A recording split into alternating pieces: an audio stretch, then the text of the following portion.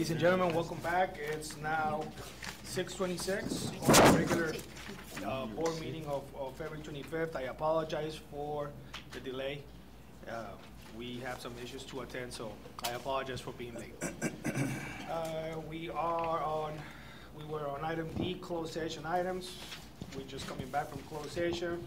Item E, reconvene to open session. Like I said, it's not about 6:26. Item F, announcement of actions taken in closed session. Mr. Wiley. In closed session tonight, there was a motion made and seconded in closed session that each certificated administrator in the Calexico Unified School District, except for the superintendent, may be released and reassigned from each's position for the following school year, and notice be provided in accordance with Education Code Section 44-951 by the superintendent or the superintendent's designees. The motion was made by Board Member Calderon Jr., seconded by Board Member Ortega. There was a roll call vote, which was unanimous. Voting for the motion were Board Member Calderon Jr., Ortega, Aguilar, Calderon, and Real. Thank you, Mr. Wiley.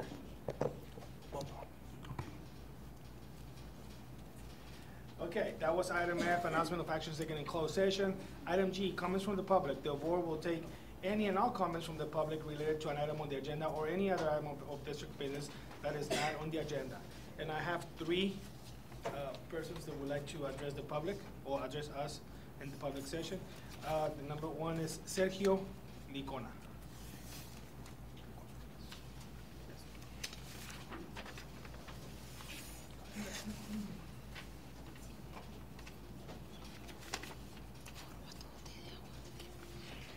Buenas tardes. Perdón, voy a hablar en español.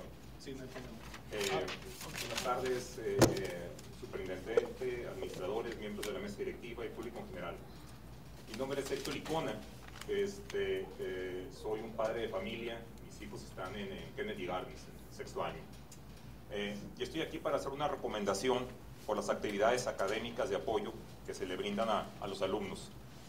Sé que o he escuchado que este tipo de actividades parece que existían antes, no sé si así es, pero por eso es mi interés, ¿no?, de comentar sobre esos asuntos. He estado asistiendo como padre a las juntas de ELCAP y en la junta del 10 de febrero nos dieron unas gráficas, unos resultados de los estudiantes, el aprovechamiento de inglés y de matemáticas. Y por los resultados nos arrojaban que un muy pequeño porcentaje de estudiantes lograban estar por encima de la media y lograr superar las metas establecidas. Es muy pequeño los que están sobresaliendo en este tipo de pruebas que les hicieron, ¿no? Y para estos estudiantes, según he podido observar, no hay apoyos significativos para seguir desarrollando esa capacidad. Principalmente lo que yo he escuchado son apoyos para apoyar a los estudiantes que tienen algún tipo de deficiencia, lo cual está bien, pero creo que se debe apoyar a los estudiantes que demuestran una capacidad superior, ya que estos son, pues, los futuros profesionales que pueden ayudar a mejorar nuestra comunidad, el Estado y, pues, el país, ¿no? Según las gráficas que nos enseñaron, venían en porcentajes. Yo me puse a buscar un poco de información para traducir eso a número de estudiantes, ¿sí? Y en lo que es el nivel de primarias, elementary, son menos de 90 niños. Los que están en ese nivel de los 4,000 y fracción son menos de 90 niños. Y lo que es séptimo y octavo son menos de 200, los niños que están por encima de las metas. Entonces, mi propuesta viene en el sentido de incentivar a estos niños, creando clubs de ciencia, tecnología, investigación, revista o periódico escolar, etc. Tratar de combinar, en principio, como ejemplo pongo ciencia, con, por ejemplo, la ecología, reciclaje, usando material de desecho, pensando en que los materiales que se ocupen para trabajar sean bajos, y crear conciencia ecológica en los niños, aprovechamiento de materiales. Yo me he enterado, no aquí en Mexicali, hay escuelas que manejan uno que le llaman Rocket Club. Es hacer cohetes, pero usan envases de refrescos. Vaya, no es gastar en cosas muy elaboradas ni muy complicadas, es básicamente usar lo que se tiene a la mano, lo cual me parece interesante por el doble beneficio, ¿no? De buscarle aprovechamiento pues en este caso a materiales reciclables, aprender ciencia, pero sobre todo haciéndolo de una manera divertida. Me da la impresión que parte del problema puede ser de estas estadísticas que estuve viendo. En la primaria hay un cierto número de niños que está bien, aumentan en la secundaria, pero después bajan dramáticamente en la preparatoria. En un principio pienso que puede ser precisamente una falta de estímulo, de algo que los enganche a los muchachos a continuar en el estudio, a buscar otro tipo de actividades. El día 22 de febrero hubo una reunión con el doctor Martínez, en donde nos explicaron a los padres los pasos que se tienen que dar para que los muchachos puedan ir a la universidad, clases, grados, etcétera, que se necesitan. Pero se nos comentó también que parte de las actividades que son tomadas en cuenta en las universidades son precisamente eso, los clubes a los que perteneciste, tu participación en la escuela, no sé, en las mesas directivas, en la comunidad. Entonces, la conclusión es que esto realmente es importante y si ya estamos viendo que de alguna manera es un requisito que se va a ocupar para poder estar más cerca y llegar a la universidad, pues ¿por qué no intentar hacerlo? Y yo estoy pensando y proponiendo que es lo que he estado viendo desde lo que es la primaria, secundaria. Espero que más adelante sí exista esto, pero si no, pues obviamente buscarlo. ¿Cómo crear estos clubs o de qué hacerlos? Bueno, yo pienso que precisamente yendo con los niños, los que van a ser los muchachos, los beneficiados, hacer encuestas con ellos para ver cuáles son los temas que les gustaría desarrollar, sobre qué actividades estarían más interesados, ¿sí? Y en principio, yo, volviendo a lo que comenzaba al principio de las actividades, pienso que los sábados podían ser el día, no sé si se va, por ejemplo, a volar un cohete o algo, pues no puede ser de lunes a viernes donde estén todos los niños, sino en ambientes más controlados, donde haya menos niños, simplemente por orden, ¿no? y control. Ahorita yo sé que ya hay niños que van a la escuela de los sábados, ¿sí? Pero son niños que o les faltaron clases o tienen algún tipo de cuestión que necesitan mejorar. Yo lo que estoy proponiendo es que sea para niños sobresalientes, ¿sí? Creo que este tipo de actividades creativas, divertidas, va a estimular a estos jóvenes para buscar y conocer que hay otro tipo de carreras, de profesiones, de actividades que pueden hacer.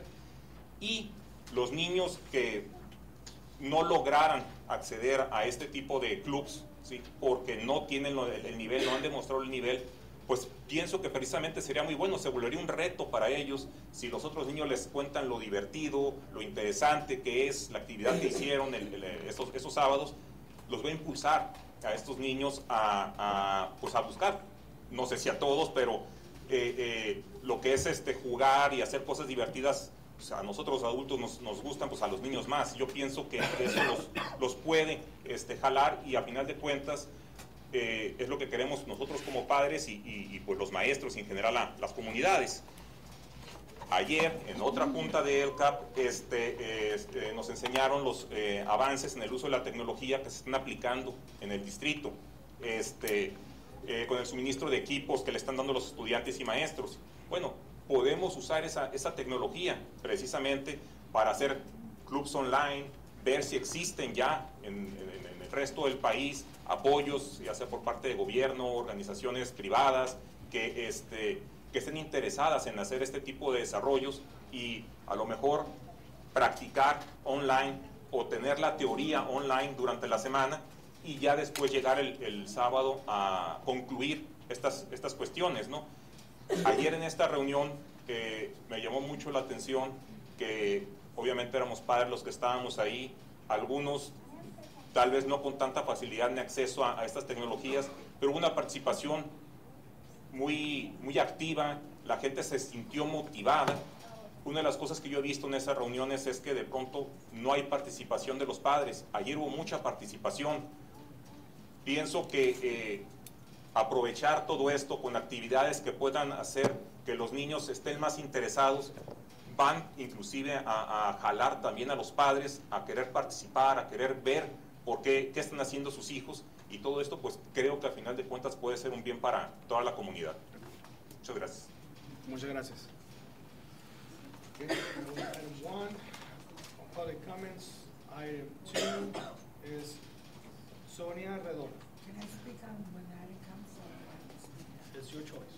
I'll speak when the item comes. Okay. And item 3, or person number 3 is Noela Ramirez. Come on up. Thank you.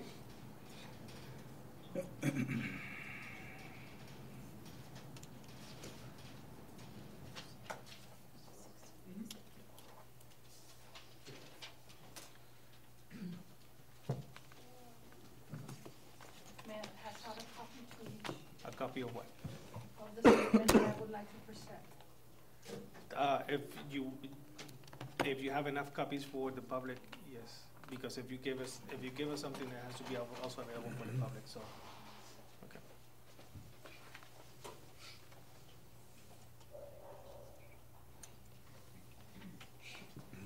Okay, good evening, ladies and gentlemen. My name is Noela Ramirez, and I'm here representing my daughter, Angel Gabrielle Ramirez. Okay, she is a senior at Calexico High. And she is also an athlete that used to play for Calexico softball. Okay. Every year, every parent receives a student guide to athletics.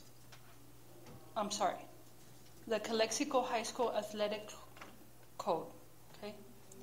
In the booklet, it has behavior, conduct, language. Okay, in the 2015 softball season, my daughter was suspended from school and sports due to a consequence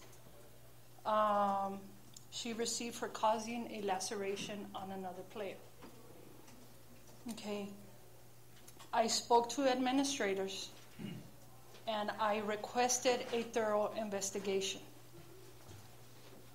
What I received was administrators telling me that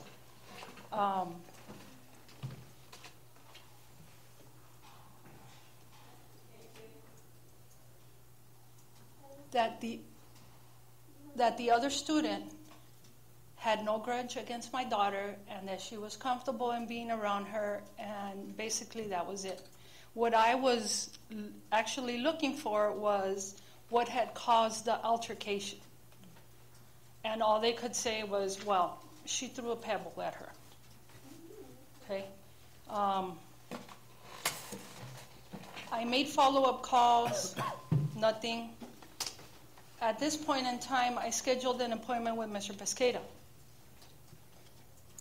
And I stated my concern. He explained to me that every student starts off clean with a clean slate the following school year. Okay.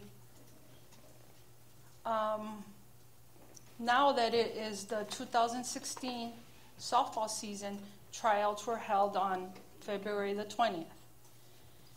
And it turns out that Mr. Flores decided to cut my daughter from the team due to last year's incident.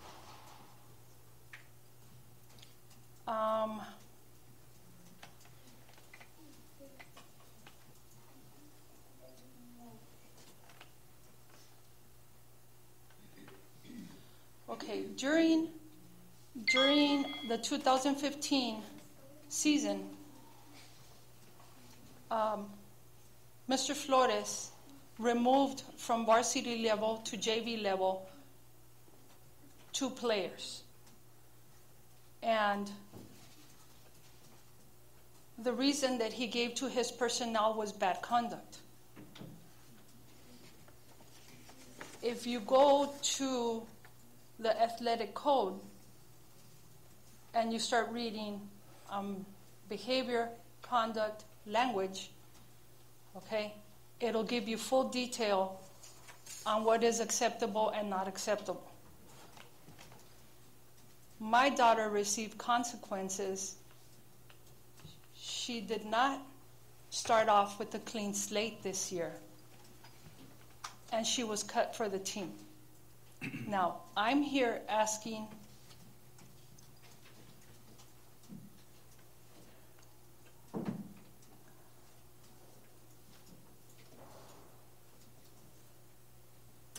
requesting that any report archived in my daughter's cumulative record or discipline file be deleted.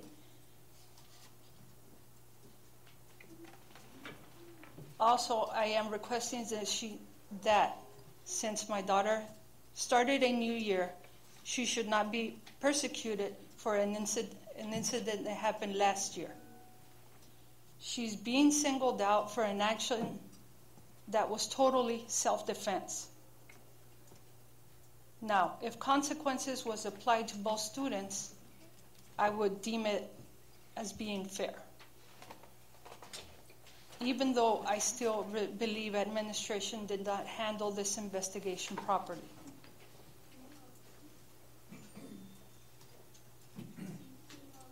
As an active parent and a member of this community, I greatly appreciate your time and attentiveness to this matter.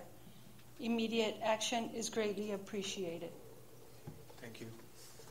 And ma'am, what we are going to suggest at this point is that you talk to the principal at the high school, and after that, if nothing gets resolved, make an appointment to see Ms. Ambris or the assistant superintendent to get this matter resolved, because you're talking about maybe 2 or 3 different issues. Okay, and what you're talking about is about 2 or 3 different issues that they need to be dealt with in different ways. I'm asking for fairness. Yes, exactly. So the first thing to do is to talk to the principal, Ms. Gabby Williams at the high school, and from there, if your problem doesn't get resolved, then it comes to the district office. But that's what you need to start. Okay. Okay. Thank you very much. Thank you.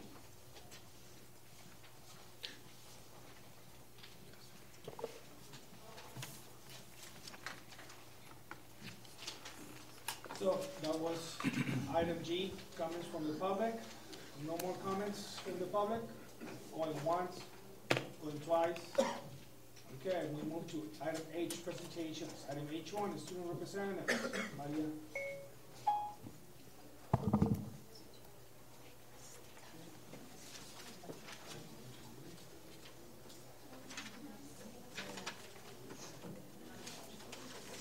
Okay, we're going to start with our student representatives. We're going to start with Aurora High School, Ruth Reese. Good afternoon, board members, teachers, students, and parents. This month at Aurora High School, we had Spirit Week, and it was an excellent week because many of our students participated. Some students also participated in the class of 1982 downtown cleanup last Saturday with our principal that helped to clean up the community with the trash picking and everything dirty downtown. We had scheduled a teacher versus student softball game. However, it was postponed because the field was wet. For the month of March, we'll be hosting our very first Eagle Olympics during the week prior to spring break. The Olympics will provide an opportunity for our students to participate in a variety of sports activities. One of the main activities will be a basketball tournament. Other activities in March consist of a trivia game where the classrooms will compete against each other, and the winner will get a pizza party and the teacher versus students softball game. Also, on March 2nd, we'll be having the acupuncture testing sponsored by Imperial Valley College. We will also be hosting a blood drive on the morning of March 11th for our students who wish to donate blood. And on March 16th, we'll be having our ASVAB testing, and on March 17th will be our open house, where we will invite the parents to come and see the progress and achievements their children have accomplished so far during the school year. Thank you for your attention. Thank you. Thank you, Ms. Reese. For Calexico High School, Iran Martinez. For Calexico 9th grade, Gabriel Aguilar. No, she's supposed to do a No. substitute. Are you for Enrique Camarena? No, I'm for 9th grade. Okay, so and just state your name. I'm Adet Villarreal. I'm covering for Gabriel. So yeah. Okay. Good evening, board members, administrators, teachers, parents, and fellow students. In the month of January, ASB 9 hosted our pep rally for winter sports to support all athletes and congratulate them on an amazing season. Boys freshman basketball and soccer were undefeated. As for girls soccer, basketball, and wrestling, the ratio was in our favor. To imply our school spirit, ASB set a spirit week for winter homecoming, which consisted of Mimi Monday, Tacky Toys Tuesday, Wild West Wednesday, Tie-Dye Thursday, and Disney Friday.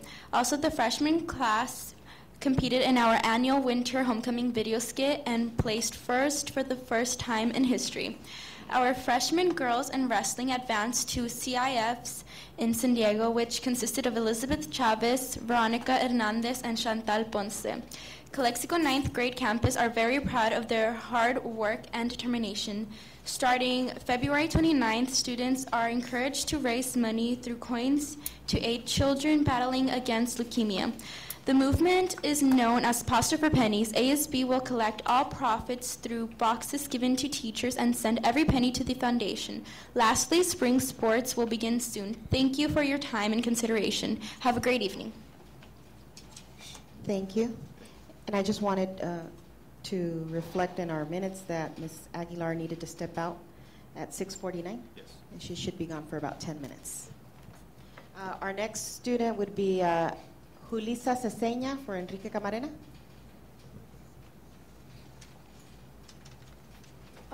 My name is Olga Roacho, and I'm covering for Julissa Ceseña. Good morning, board members, administrators, teachers, parents, and fellow students. On January 28th, we collaborated with Willie Moreno for the Aztec Fire Talent Show. It was a great success with acts and judges from both junior high schools participating. We would like to thank all students and staff members involved for their hard work and dedication. First and second place were acts from Willie Moreno, and third place were taken by Enrique Camarena Firebird. On February 5th, we held our first pep rally of the year. ASB leadership held a class competition having 7th and then 8th graders participating in the school cheer. We also hosted the Calexico High School drumline. They were greatly enjoyed, and we would like to thank them for their wonderful performance. They really pumped up our students with their awesome beats. Afterwards, Mr. Romero introduced and recognized all of the student athletes from our fall and winter sport programs. Our 8th grade girls softball team gifted the school and Mr. Niebla, their coach, a picture with all the girls in the team together for a job well done. We recently celebrated Valentine's Day for all our love Firebirds at Enrique Camarena with our yearbook club playing song dedications during the lunch times and leadership selling crush and minigrams that were passed out on February 12th. On February 12th, we also had an award ceremony for the students who passed or exceeded the standards of the SBAC last year in our 2014-2015 school year for math and language arts. The students who passed or exceeded the standards in both math and language arts received a shirt from the school. The next week, we will be celebrating Dr. Seuss Day and with leadership wearing our class theme shirt on Wednesday, the day of his birthday. On Friday, we will be hosting our parent picnic day, and all board members are welcome to come. We hope everyone enjoyed their 3-day weekend and has a great day. Thank you. For Willie Moreno, Johnny Valenzuela.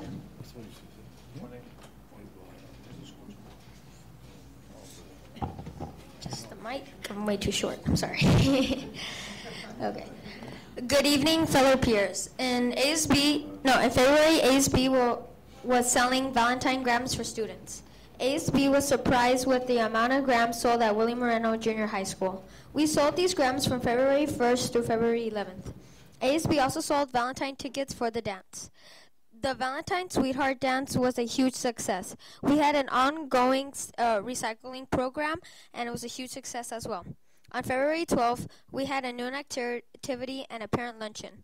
During the activity, parents and students had fun. Even though they were eating, they still had time to have a noon activity. Parents and students teamed up to win prizes. As you may know or may not know, Ben Wessel, Senator of California, gave Willie Moreno Junior High School a check for Proposition 39. With a near $955,000, we were able to conserve energy using Proposition 39. Willie Moreno gave Ben Wessel a certificate of appreciation due to his donation. Thank you to ICOE as well for making this happen. Thank you for your time and have a good evening. Thank you. Okay, we will start with our favorite part of the month in the evening, recognizing our students and staff. Tonight we're going to start with Aurora High School student Yulisa Marin.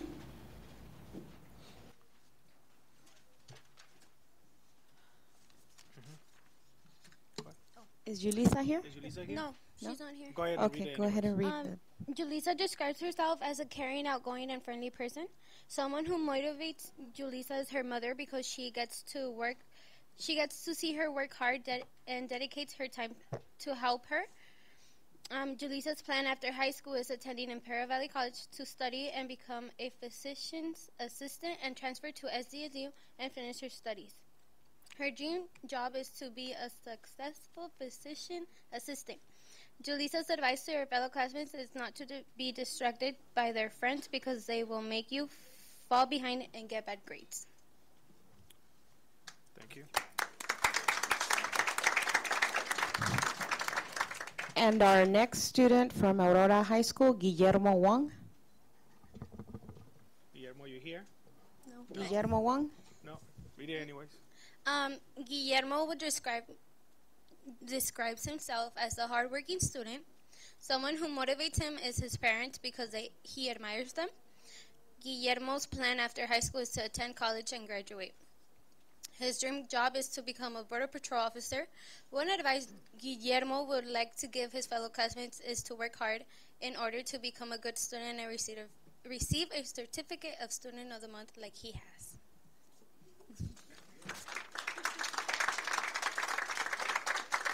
From Calexico High School, Karen Ponce. Karen Ponce. Karen, are you here? No? Okay. Read it anyways. Okay. Karen Ponce. Karen Ponce is a senior at Calexico High School, and at present she has an overall GPA of 4.19. With the exception of one B, Karen has earned an A or A+ in every class that she has ever taken at Calexico High School. Karen is currently enrolled in AP Biology, AP Calculus, AP English, Foods and Nutrition, Economics, and Child Psychology. What Karen says she enjoys most about Calexico High School is the sense of community and how her class is really united and able to collaborate. Although Karen likes all of her classes and teachers, her favorite course this school year has been AP Biology with Mr. Lopez. She says that AP Biology is a lot of fun and she believes this class will help her in the future. Karen did also say, however, that her AP Calculus teacher, Mr. Garcia, stands out in her mind because although the subject is hard, he always stays after school to help his students and explains everything in detail. Karen's favorite part of the school year has been the tennis season and the after-school activities that she's been involved in because she likes being part of a team. Karen is currently involved in APYL FHA Heroes and is the CSF secretary. Karen would like to attend in San Diego State University at its main campus or maybe UCSD for the purpose of becoming an elementary school teacher, but she also said that she would like to get a master's degree and become a high school English teacher with the possibility of perhaps one day teaching at Calexico High School. The advice she would give to an incoming freshman is get involved in clubs and community service. Thank you. The next student being recognized for Calexico High School is Rolando Arriola.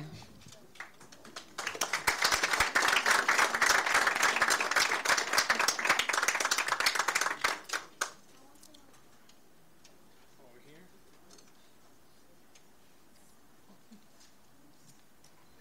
Go ahead. Rolando Ariola is a 12th grade student at Calexico High School, and he is currently enrolled in Forensic Psychology, Latin America Theater, AP Calculus, AP Economics, AP Biology, and AP English 12. Since beginning his education at Calexico High School in 2013, after having come from Mexico, Rolando has never earned a grade lower than an A-, and he has a current GPA of 4.35. Orlando was on the track team last year and is currently practicing his tennis game in hopes of securing a position on the team as a left-handed doubles player. Rolando says that what he likes most about being a student at Calexico High School is the very special relationship he has been able to form with every teacher and the genuine excitement and enthusiasm when they talk to you. His favorite teachers have been Mr. Bejerano, with whom he took chemistry, and two teachers that he happens to have this year, Mr. Lopez for AP Biology and Mr. Garcia for AP Calculus. During the school day, Rolando's favorite period is his math class because he likes solving problems and the feeling he derives after having found a solution to a problem that was particularly difficult. Rolando's most memorable experience at Calexico High School has been winning the HOSA Bowl, for which Mr. Bejerano was the advisor. Rolando intends to major in biochemistry at either UCLA or UC Riverside, as both are schools that he's applied to. Beyond a 4-year university in his future, Rolando would like to go to medical school to become a surgeon, although he doesn't yet have a specialty in mind. When asked what advice he would give to an incoming freshman, Rolando said the following: stay concentrated and avoid distractions. Always have school as your first priority. Have fun, not just good grades, and enjoy your day.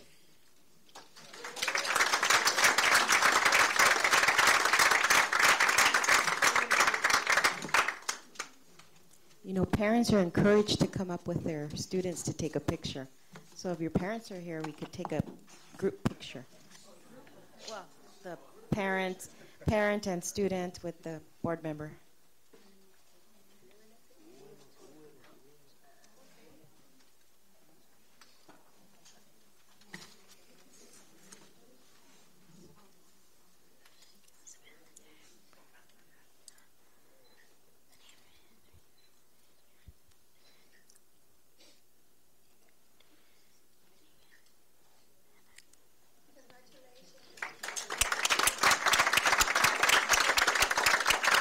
Thank you, congratulations. And for the Calexico 9th grade campus, we have Mira Conde. Mira, are you here? Mira? She's not Are you here. here? Do I? No? Read it anyways. Do I read it? Mhm. Okay. Mira's mother is Monica Garcia. Mira's favorite subject at the 9th grade campus is algebra because she enjoys solving problems. She plans on applying to Berklee College of Music or UCLA because she enjoys majors at their school. She plans on majoring in music and art because of her dream to play in film scores. If she could change something in our world, she would start by introducing feminism properly to her community so that the people around her are not afraid to speak up for equality.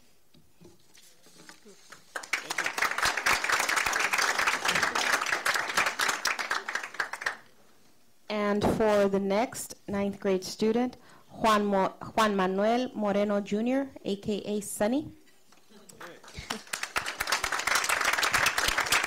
Bring your parents up, Sonny.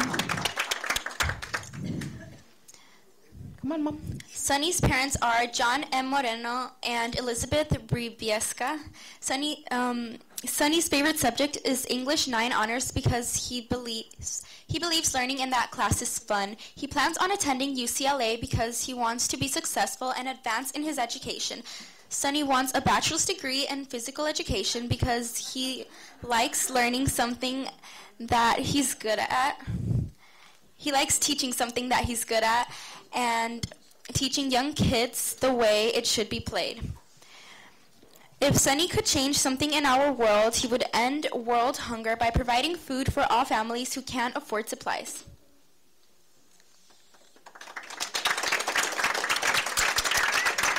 Thank you. And now for Enrique Camarena, Naomi Quesada. Naomi? Right here. There we go. Is your mom here? Naomi. Is your mom here? Are you back? Over here. There we go. Go ahead. Naomi Quesada is an 8th grader firebird at Enrique Camarena Junior High and is the daughter of Leticia Bracamontes and Carlos Quesada. Her hobbies are playing video games and reading, with her favorite subject in school being technology. When Naomi graduates, she will like to pursue a career in criminal justice or politics. Mysteries and puzzles have always intrigued her. Therefore, she believes she will truly be happy working as a detective or some type of agent. She would like to thank her family, friends, and teachers for all that they have done for her because of the sacrifices her family made for her sake and well-being.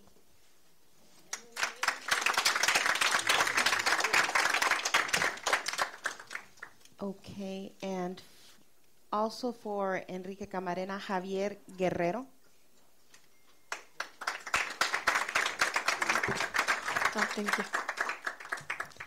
Javier Guerrero is an 8th grader at Enrique Camarena and the son of Gladys and Epigmeyo Javier Guerrero. His hobbies consist of playing basketball, video games, riding his bike, and practicing Kung Fu. His favorite subject in school is language arts.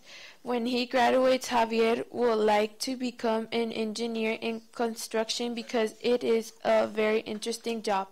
He would like to thank both his teachers from 7th and this year's teachers from 8th grade because without their help, he couldn't have reached his daily goals and his overall grades. Thank you. And for Willie Moreno, Dainisa Baptiste.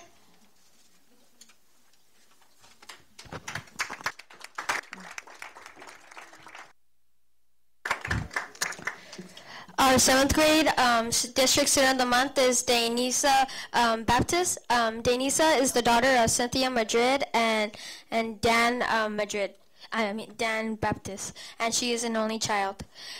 Dainisa's favorite classes are math and language arts. Some of her other favorite things are pizza, the color hot pink, pop, and rap music.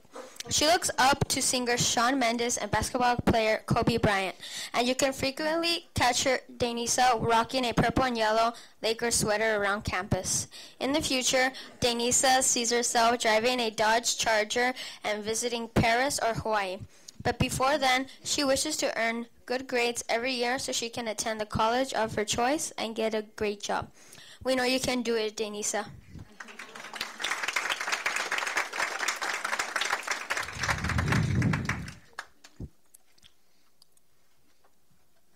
And the next student for Willie Moreno is Derek Lopez.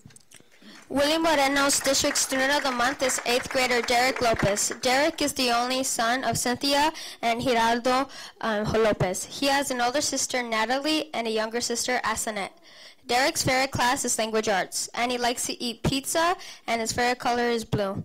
In the future, Derek would like to attend college on a baseball scholarship. He sees himself driving a Mustang and visiting Hawaii. His role models are his parents and his older sister, Natalie. Derek would like to earn good grades because he knows it's the key to making his dreams come true. He also wants to continue playing baseball and perhaps become a Border Patrol agent one day. His main goal is to be a successful adult. The Aztecs know Derek will fulfill his goals. Thank you, Johnny. Now for our employee recognitions, we're going to start off with Aurora High School, Mr. Moreno. And the first employee to be recognized is Yesenia Campos.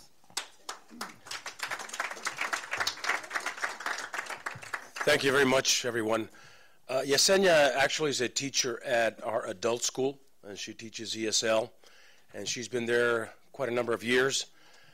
During the federal program monitoring, she was a leader in the fact that we worked hard when she wasn't supposed to be there, but she donated her time, and she's always a cheerful individual at school. We had some issues with staffing that was brought to our attention, but like a trooper, she made the adjustments without hesitation, and that is why we have selected her as Employee of the Month for the Adult Center here in the Calexico Unified School District. And I believe also from the Adult Center is Maria Dolores Torres. Lolita, affectionately known, yes. Come on up.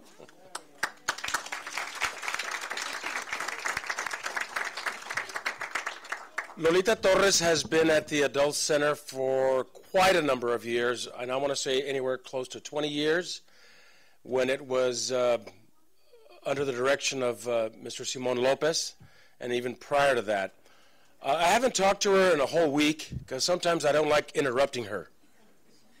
No, I'm just kidding.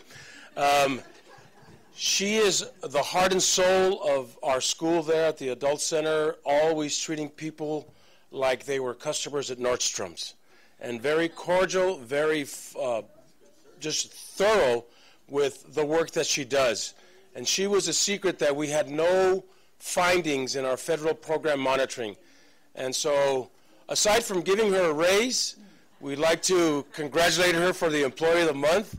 And I do remember her when she worked at the Bank of America for many years. So, Lolita Torres, congratulations. Thank you. Thank you. Congratulations to you too. Thank you, Mr. Moreno, and congratulations, Yesenia and Lolita. For Calexico High School, do we have Mrs. Williams? And the first employee to be recognized from Calexico High School is Sandra Ramsey.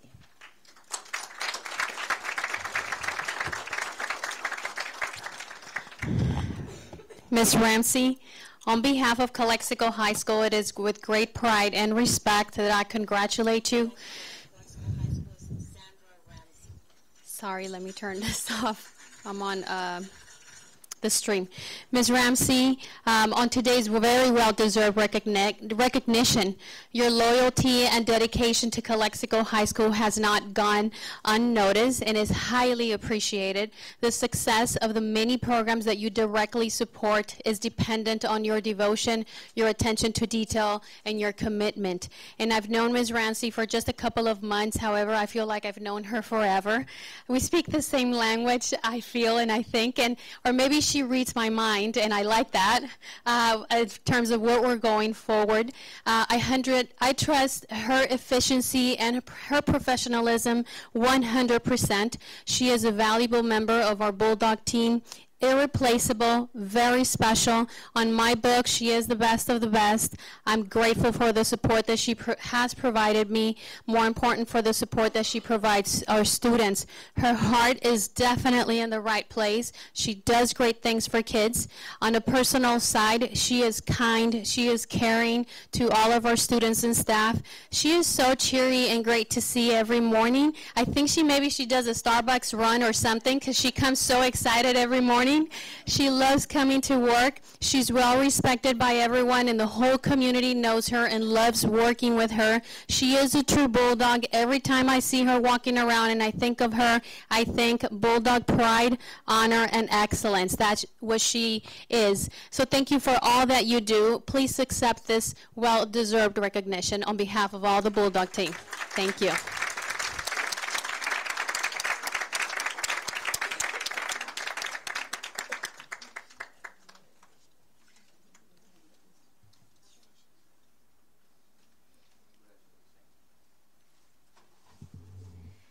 And the next employee to be recognized from Calexico High School is Mr. Christopher Alvarado. Mr. Alvarado, I don't know if he's here, but I'll ask Mr. Price to come up here. Mr. Price is my assistant principal, and he has worked directly with Mr. Alvarado. They speak the same science language, and so he will do the honor of honoring Mr. Alvarado. Thank you. Good evening, ladies and gentlemen. I wish Mr. Alvarado were here to hear these comments. Simply put, he's a very special teacher and very worthy of this recognition. Mr. Alvarado possesses a very natural and quite impressive ability to connect with his students while also having an excellent comprehension of chemistry and physics.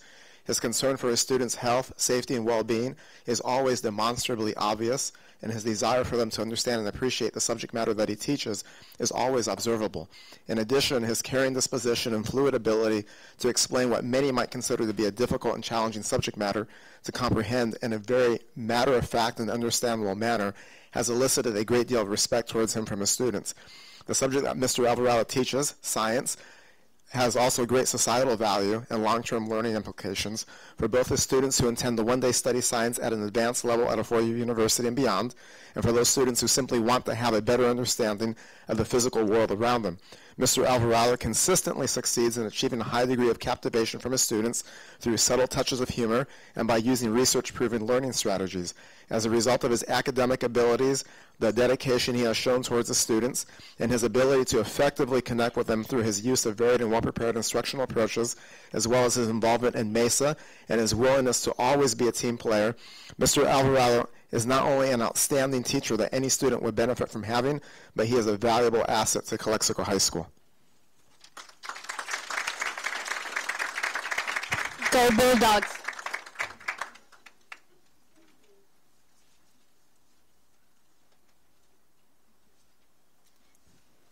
Thank you, Mr. Price and Ms. Williams. Now for dual school, Ms. Hansen.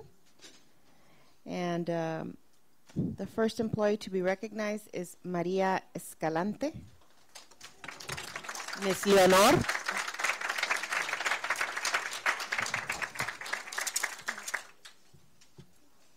Good evening.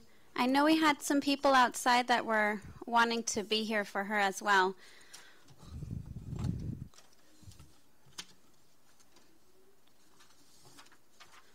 Lenore, there are people that are more than part of a school. They are connected to the school by history, knowledge, influence, and even in their being. This person is a hero because they save every day. It may be a student who needed something, a parent, a teacher, administrator, noon duty, or an event, documentation, records, etc. This person saves the day every day. This person, Lenore, knows dual. Connected she is. The school is connected to her. She's humble, though she's an asset to all of us. She always seeks to communicate. Thorough and reliable are a few synonyms for her name as well. Additionally, she's a sweet person. Her laughter makes one smile. People learn to play an instrument or sing, but her music is made with her laughter. Part of the reason for this is because of who she is. It's amazing how much I appreciate her, and more so that so does every single staff member. May you always know that every day you do save the day, and every day someone notices. Thank you. Duel's hero.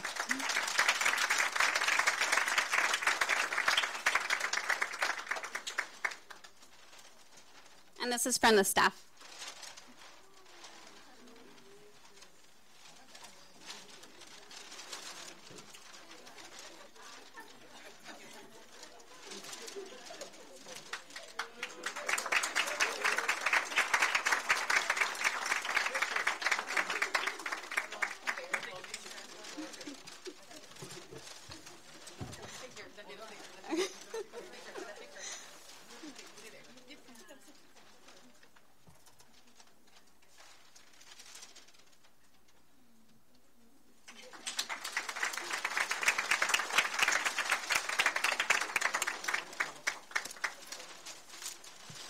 Our next person is our Google certified teacher, Miss Vanessa Lopez.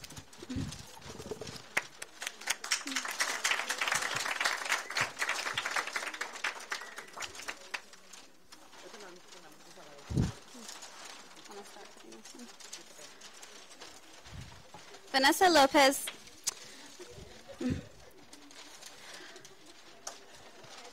There's a student that I might see, and I see a frown at first in the beginning of the day.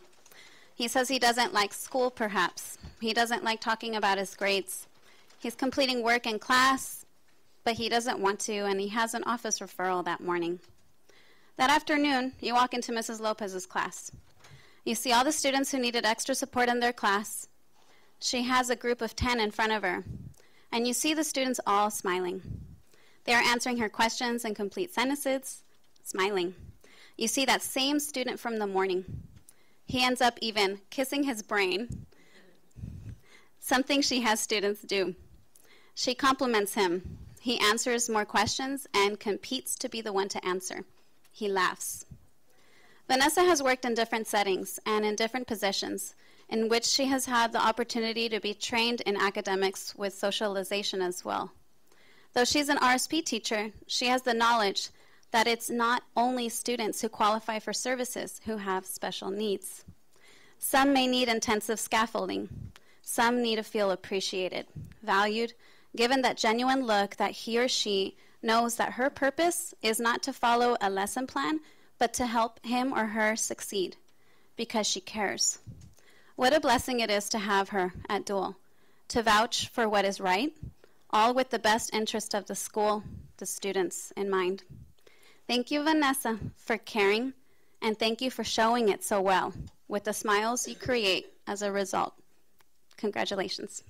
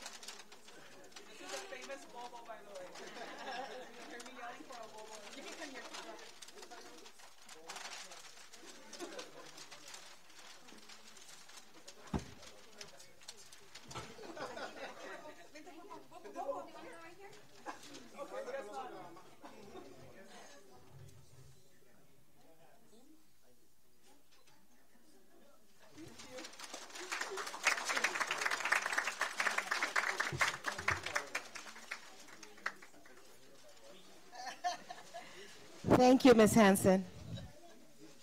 And for Willie Moreno, we have Mr. Velez. And the first employee to be recognized this evening from Willie Moreno is Fabiola Ibarra. Ms. Fabiola Ibarra became a member of the ASIC family at the beginning of the school year, and her impact has been immediate. She is the second half of our dynamic counseling duo and her powers have been far-reaching. She is a compassionate and caring person, and her work with our students has been invaluable. Handling all manner of student crises is standard practice for her, and she makes it look easy. From advising students who are struggling academically to raising the spirits of a young one who is feeling down to providing assistance for a concerned parent, Ms. Ibarra is truly the right person for the job.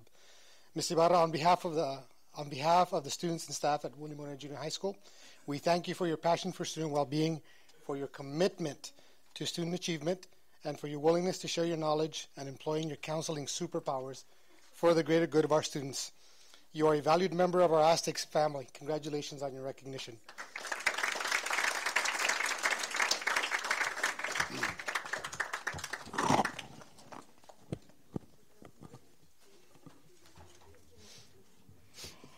And last but most definitely not the least, Mr. Jose Niebla from Willie Moreno.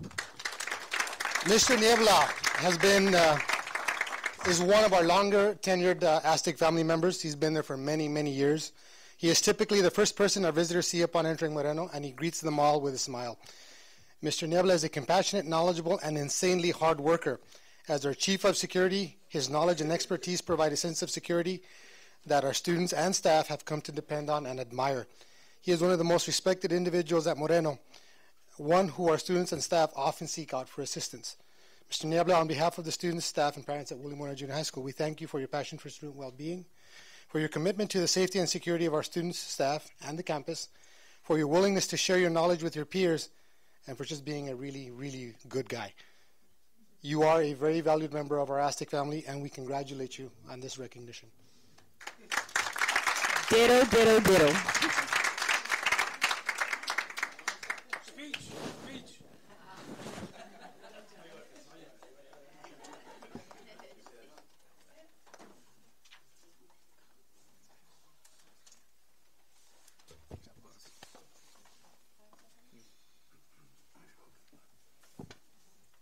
And because we're all about our cake here, we'll take about a 5-10 minute recess, if that's okay with the board, in order to honor our students and our employees with a piece of cake and a cup of coffee out in the hallway. Thank you.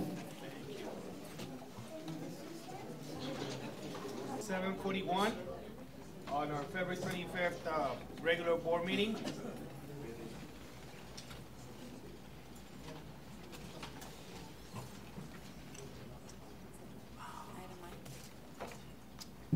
Item I, consent agenda. All items opinion will be acted upon one motion without discussion.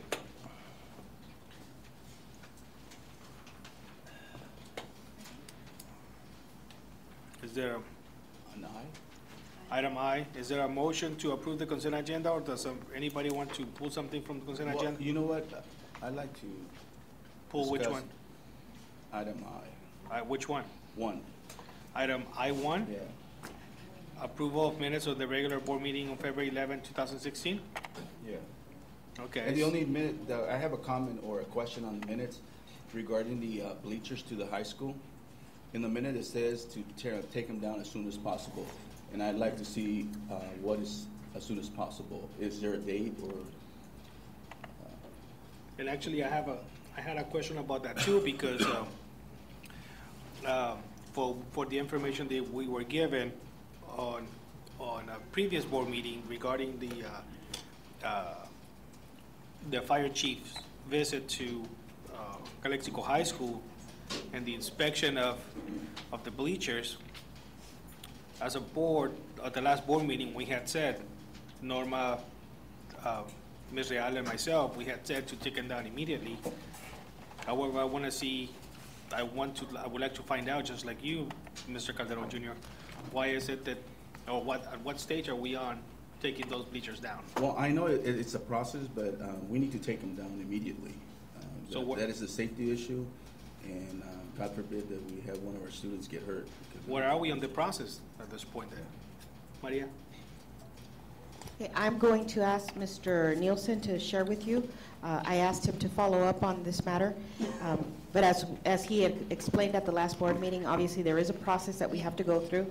Right now, our students, no one has access to the bleachers, even though we do have some soccer events, some track, et cetera, coming on in the next few weeks. We are not allowing anyone to get into the home side bleachers. The only bleachers they have access to right now are the visitors' bleachers. And Mr. Nielsen can add anything else. Good evening, Board. That is correct. The bleachers have been cordoned off with the caution tape. The gates to them have been locked. So, and the site administration has been working with us to not allow anybody up on those bleachers. Last board meeting, I did make the comment that, you know, I don't want the expectation to be that we're going to be out there the next day with a bulldozer mowing those down, because the last thing we want to do is get in trouble with the air quality control people. They monitor those kind of things, demolition and stuff like that. If you start kicking up dust and start disrupting things that need to be tested for lead paint, asbestos, and things like that, you have to notify them prior to any kind of construction, and it can take at a minimum 10 days for that. So what we're doing is working on getting bids together right now with contractors to come over and disassemble those once we get the green light to move forward with the demolition. As we know, those bleachers are fairly old, so who knows what they're painted with. So again, we just can't go in there wielding hammers at will and tearing them down. I mean, there's rules and regulations that govern that kind of stuff. So trying to do this the right way and do it safely. I wish I could just have the manpower to go over there and start disassembling them myself right now, but I don't. So there is no date, that's what you tell me? That's correct. There is no date at this time.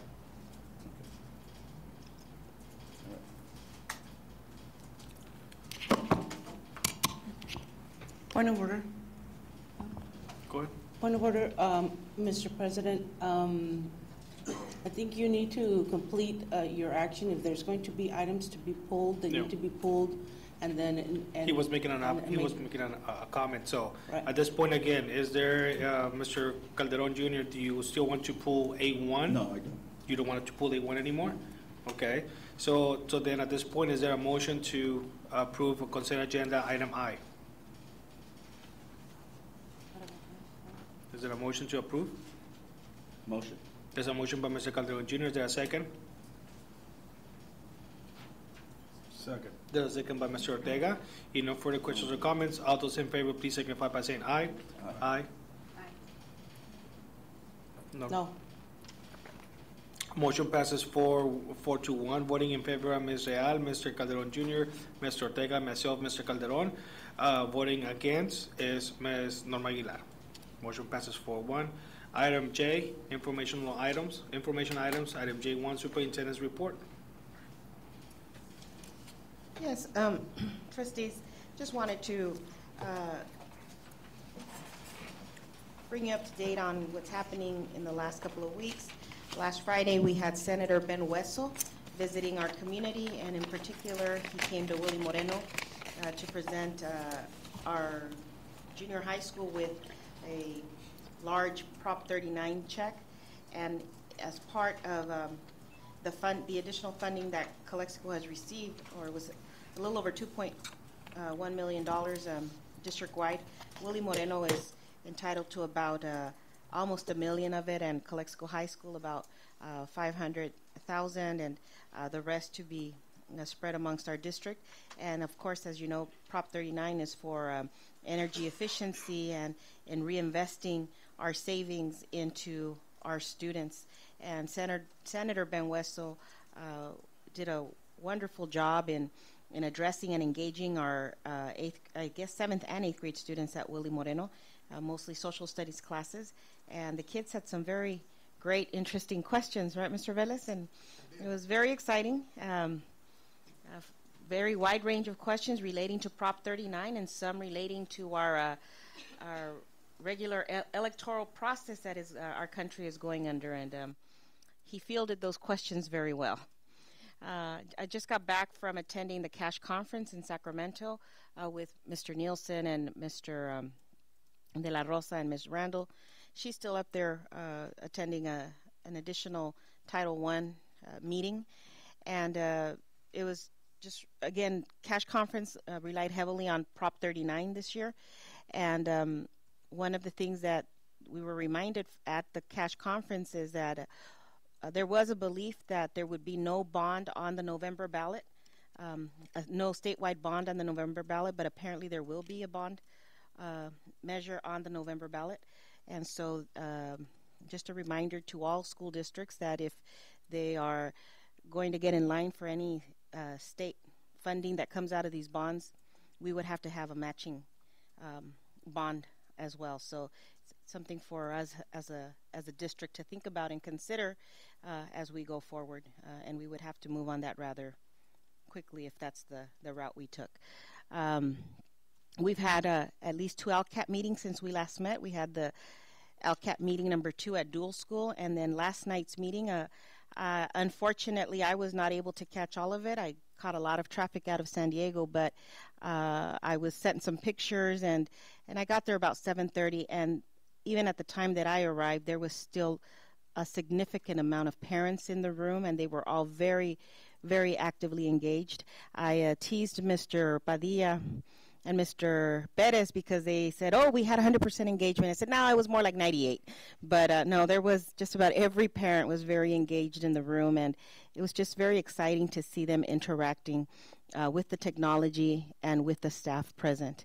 Our next LCAP session was originally scheduled for main school, but because we are anticipating having the same or more amount of parents attending at the next one, we have rescheduled it to be at Jefferson School. So it'll be on March the 9th, and Mr. Aviña and his staff will be hosting at Jefferson School, so please mark your calendars. We'll send you reminders. LCAP number 4 at Jefferson School in 2 weeks, and that one will have the topic of college and career readiness. And that is all for tonight.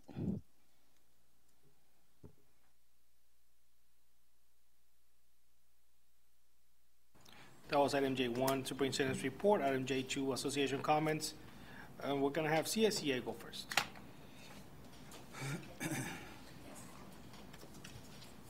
And I did make some copies. Okay, yes, just for, so for the public. Mm-hmm.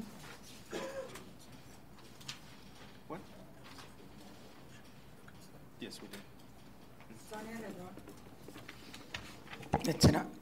Sonia Redona, CSCA President. I've been working with the district for 27 years.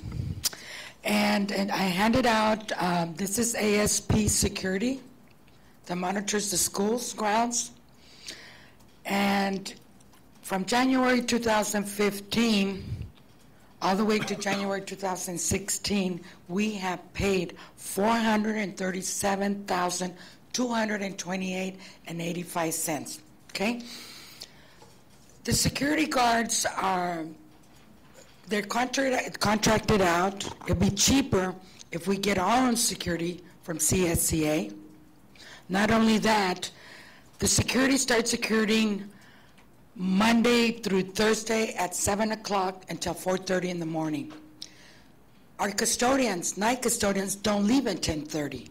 Our custodians are in charge of closing the school grounds, make sure the buildings are secure.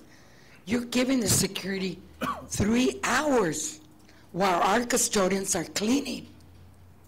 They should go in after 10:30 when the school grounds are closed. Nobody's there. Last week, I heard that Kennedy Gardens on Thursday to wake up on Friday morning, the school was flooded. Where was the security? Where did the security check out the grounds? Okay?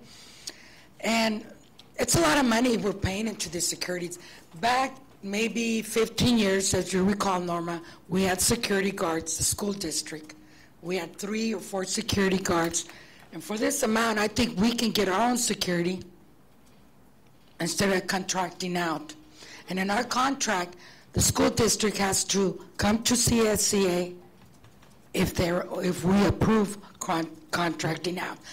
I spoke to Mr. De La Rosa, and I mentioned to him, I go every day to Kennedy Gardens where my daughter is, and every time I pass there in the school grounds, the security's outside talking to someone. I said, why is he there? Isn't he supposed to be security? I don't know. I said, we're wasting a lot of money. I don't know. He said, bring me a plan. I should not be bringing a plan. He should be looking into this after I told him. I'm just doing my homework to show you guys that we're wasting a lot of money on the security and the time of the hours they're there. So this needs to be contracted out because they need to come forward to CSCA. Thank you. Thank you, Ms. Alana. Mr. James Taylor, ACT.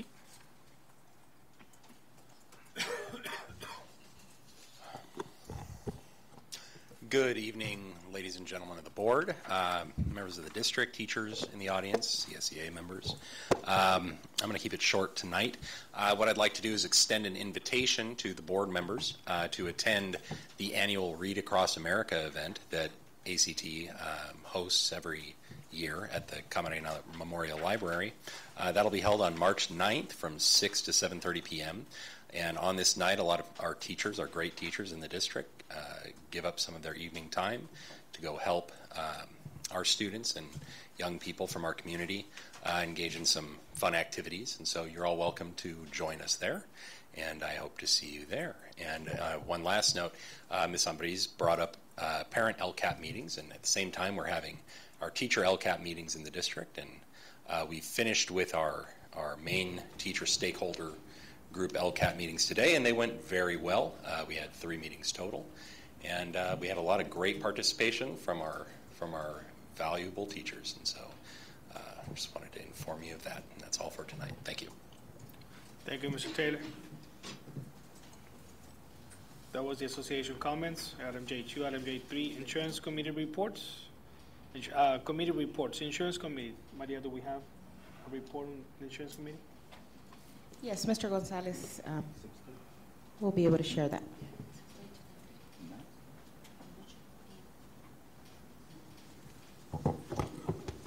Good evening, trustees. We had our last insurance committee meeting on February 17th. Last time I shared with you that we are going out to market, looking at different bids and looking at far as cost savings when it comes to benefits. Just to report, the committee has narrowed down all those insurance carriers who have, placed in a bid down to 3. One of them is Anthem Blue Cross. Anthem Blue Cross did come back with a 0% as far as a raise to the rates, which is basically a pass. We do have CISC, which is the Self-Insured Schools of California.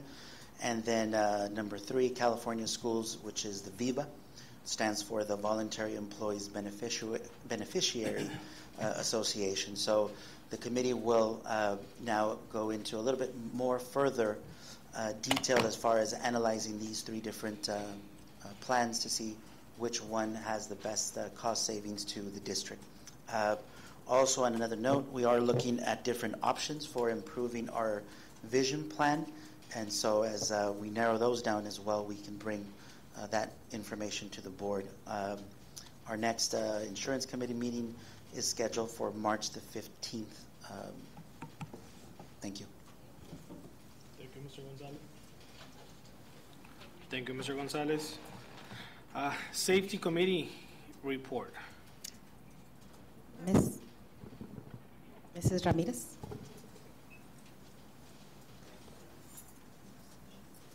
We haven't met for our next safety committee. We have tentatively to meet in March, but currently our PD calendar has been packed with professional development days, and a lot of our days we have a large pool of substitutes that are being already pulled out, and so we're trying to see if there's a date available in March. If not, we're going to select a date in April.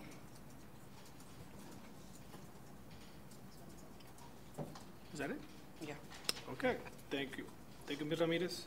And last but not least, LCAP committee meeting. So, as Mr. Taylor said, we completed our 3 days with our teacher consultation. We already met with our CSEA consultation, and we continue to work with our parents. Pending is meeting with our students and our administration. Thank you. And it's not here. I know, thank you. Mr. Calderon Jr., would you like to give a report on our appeal? Would you like to wait until your member comments? Well, I missed the last meeting, so, because I was gone, but I'll cover it. Okay, thank you. When I give that. Thank you. That was item J3. Item J4, board reports. These are informational reports by board members. No action is taken. Ms. Aguilar.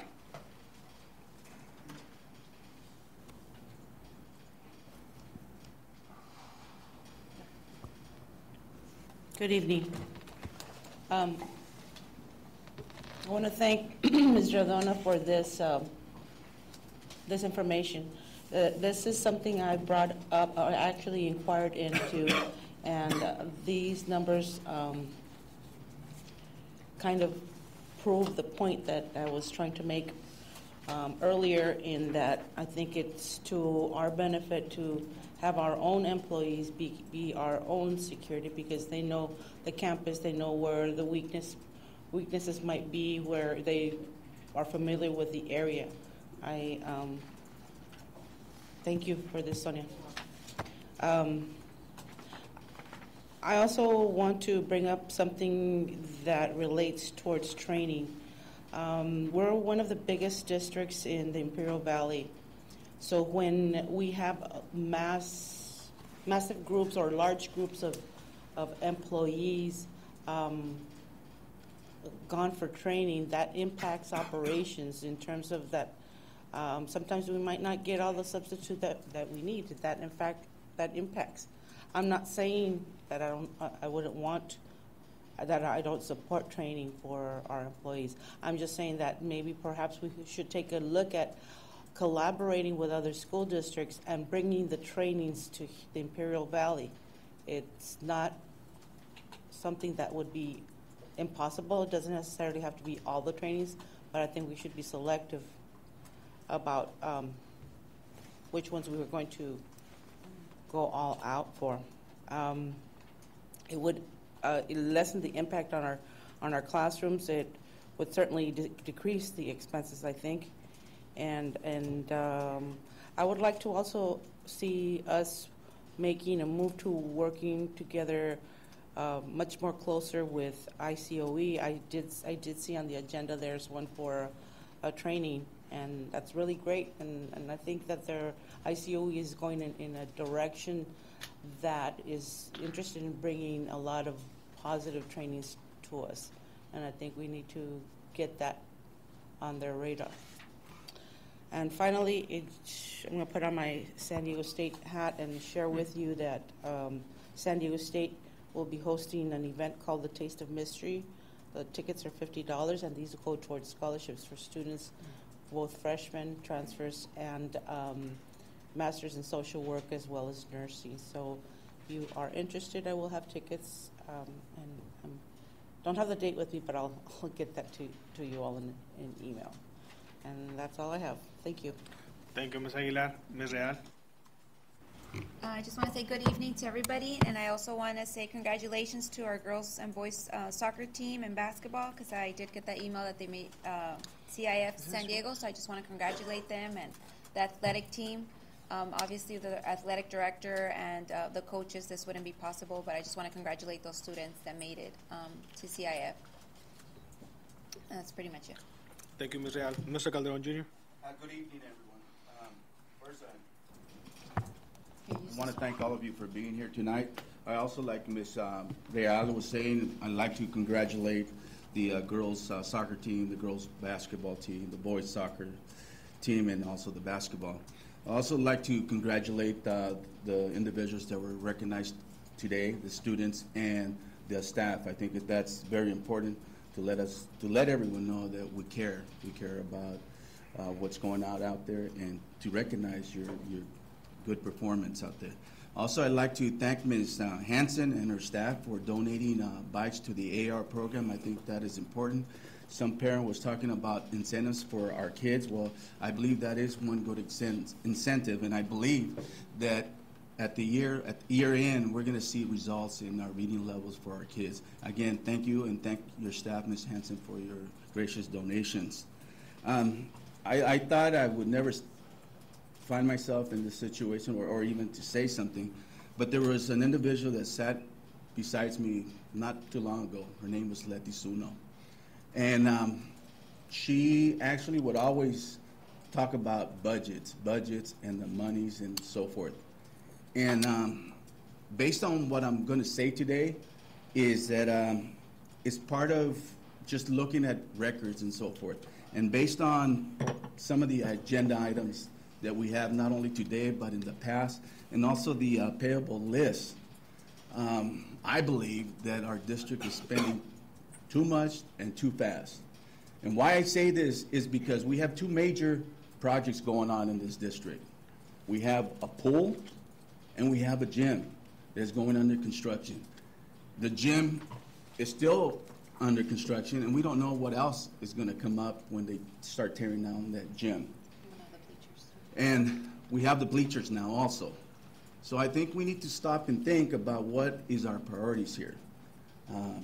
We need to always keep in mind safety, fire for our kids and our staff that are out there. We need to slow down, people, because we're going to run out of funds. These funds, we're good now, but they're not going to be here forever. And I believe it's been said that you better make sure that you count your pennies, and I think we should. When it comes to training, the training is uneven. We need to start training our staff, our teachers that are there on the front lines, that are the boots on the ground, that they need to be trained, especially I think last meeting, Mr. Taylor mentioned about a support for our new teachers. We need to develop some type of program so we can maintain these teachers. They're our future. They're our kids' future. It's very important. We need to look at our trainings. We travel a lot, and I wonder, well, when everybody's out traveling, who's taking care of the farm? And I'm talking to school sites now. We need to start focusing on what we're really here for, and that's our kids. I think we've lost focus. And this is based on some of the agenda items, some of the pre-lists of what we're spending. It's something that to be cautious about. The city right now is, I don't know, they can't even close their books. And they were supposed to assist us in this pool, purchasing this pool. I don't think that money's going to come. So where do you think it's going to come from? Our general fund. We're good right now. Mike's not here today. We're over our 3%, but that 3% is going to be gone if we don't watch our money. So that's why I'm here, and it bothers me that we have to be self-conscious of what we're putting on these agendas, because we need to have a future in this district. All I can tell you is that as a board member, I'll be cautious of what we approve here, but I'm only one vote. And I urge all my fellow board members to start looking at these lists and question these lists as to why we're spending these funds. Because I find it difficult that we have our kids out in those high schools that have been working with books that have been expired for 10 years. And we need to fix that. Some parent talked about motivating our kids. Well, it's up to us here to motivate our kids, to come up with some type of motivation for these kids so we can improve these scores. We're as low as low. I mean, he mentioned that in elementaries, only 90 students are above our levels. And I know we're one of the biggest districts here in the valley. So we need to improve it. That's why we came up with the reading challenge, because hopefully we can improve our reading levels. Our reading levels are low, very low. I'm sure that everyone gets these numbers, and I'm sure everybody plays an important part in trying to improve these. So with that said, I just urge everybody to go back, think of what our priorities are, and hopefully we can make this work. We have a lot ahead of ours.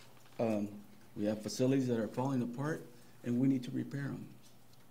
But without all of us, we won't be able to make it. So we need to work as a team and make sure that our kids get the best education possible. Thank you. Thank you, Mr. Calderon Jr. Mr. Ortega? Good evening. As Trustee Calderon Jr. indicated, we have facilities that are falling apart.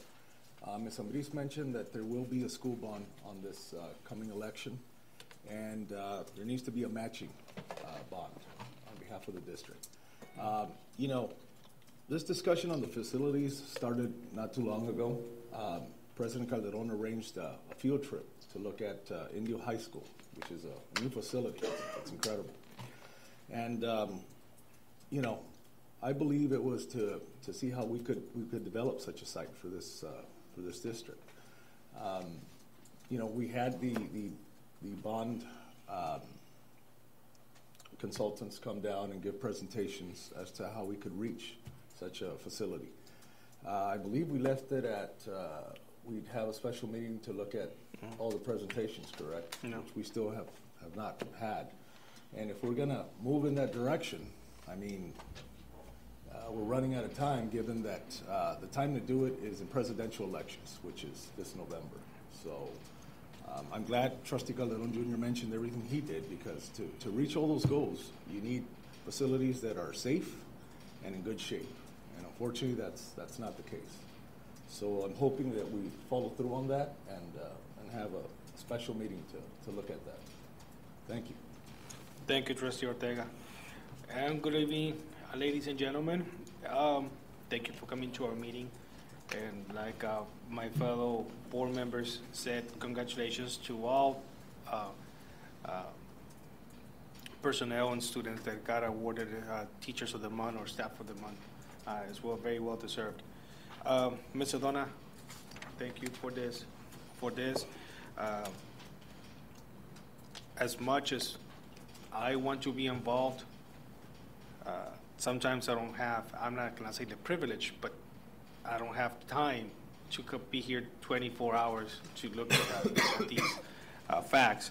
But it's nice that you, as part of the community, not just as part of Calexico Unified, but as part of the community, take the time to let us know what's going on. So be assured that this is going to that we will be talking about this. Just like my fellow board members said, just because we have money doesn't mean that we have to spend it or that we have to go on a spending spree. Yes, we have needs, and of course, everything costs money. However, we need to be very careful on how we spend that money. One thing to remember, something that one of my former, not only colleagues, but teachers told me is, you have to ask yourself, if you do this, how is it that it's going to benefit students?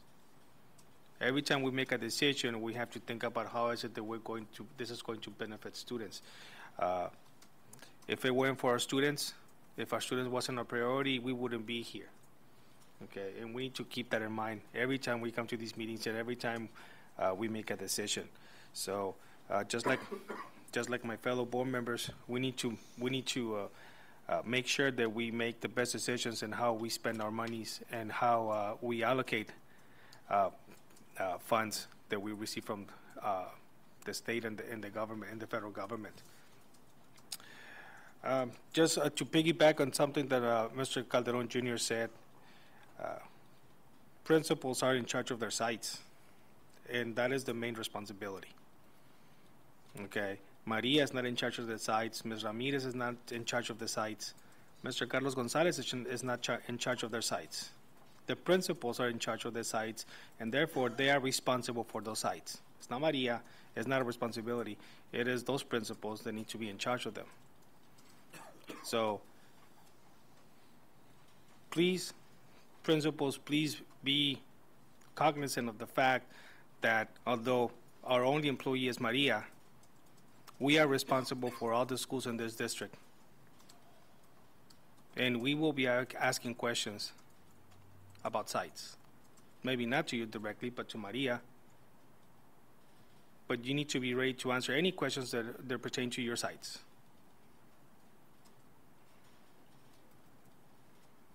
And it's not funny when we have to ask Maria what's happening at a certain school site, and they tell us, well, the principal went to somewhere else. It's on a training. Well, I understand trainings, but your main responsibility is your site. So please keep that in mind. And lastly, talking about, like Calderon Jr. said, talking about how we're gonna finish our pool. The pool will be finished. There's no question about that. However, now with the financial situation that the city of Calexico is, we are not certain where those funds are gonna come from. Like Mr. Calderon Jr. said, we may have to dip into our own general fund.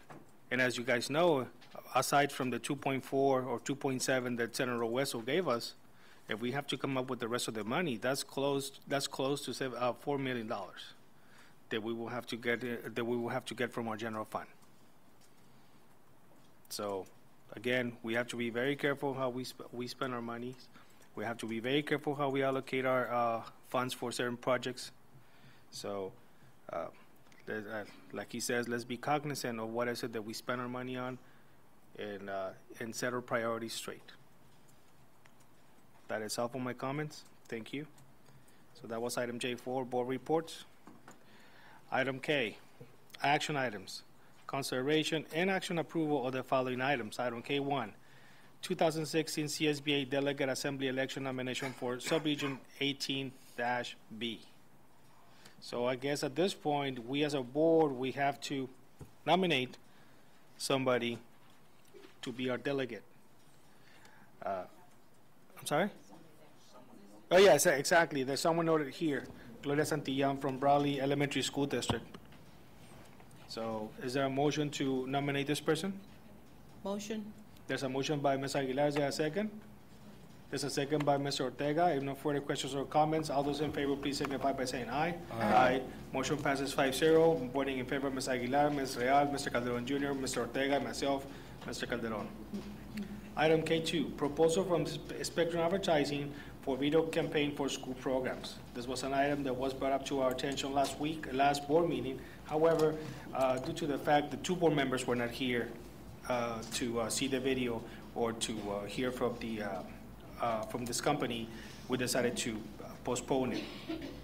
Well, actually, it didn't pass, and we decided to table it and propose it again on this meeting. So, as previously said, this is a company that will provide video services to promote not only our schools but our programs and all for Calexico Unified. Mr. President, I got a question. I mean, Sure. if it didn't pass, why do we have it on the agenda today? It was tabled. It didn't pass, and it was tabled because it was 2-1. So we decided to wait until everybody was here to make another vote, go through another motion. So is there a motion to approve? I'd like to motion to approve I'd like to motion for discussion.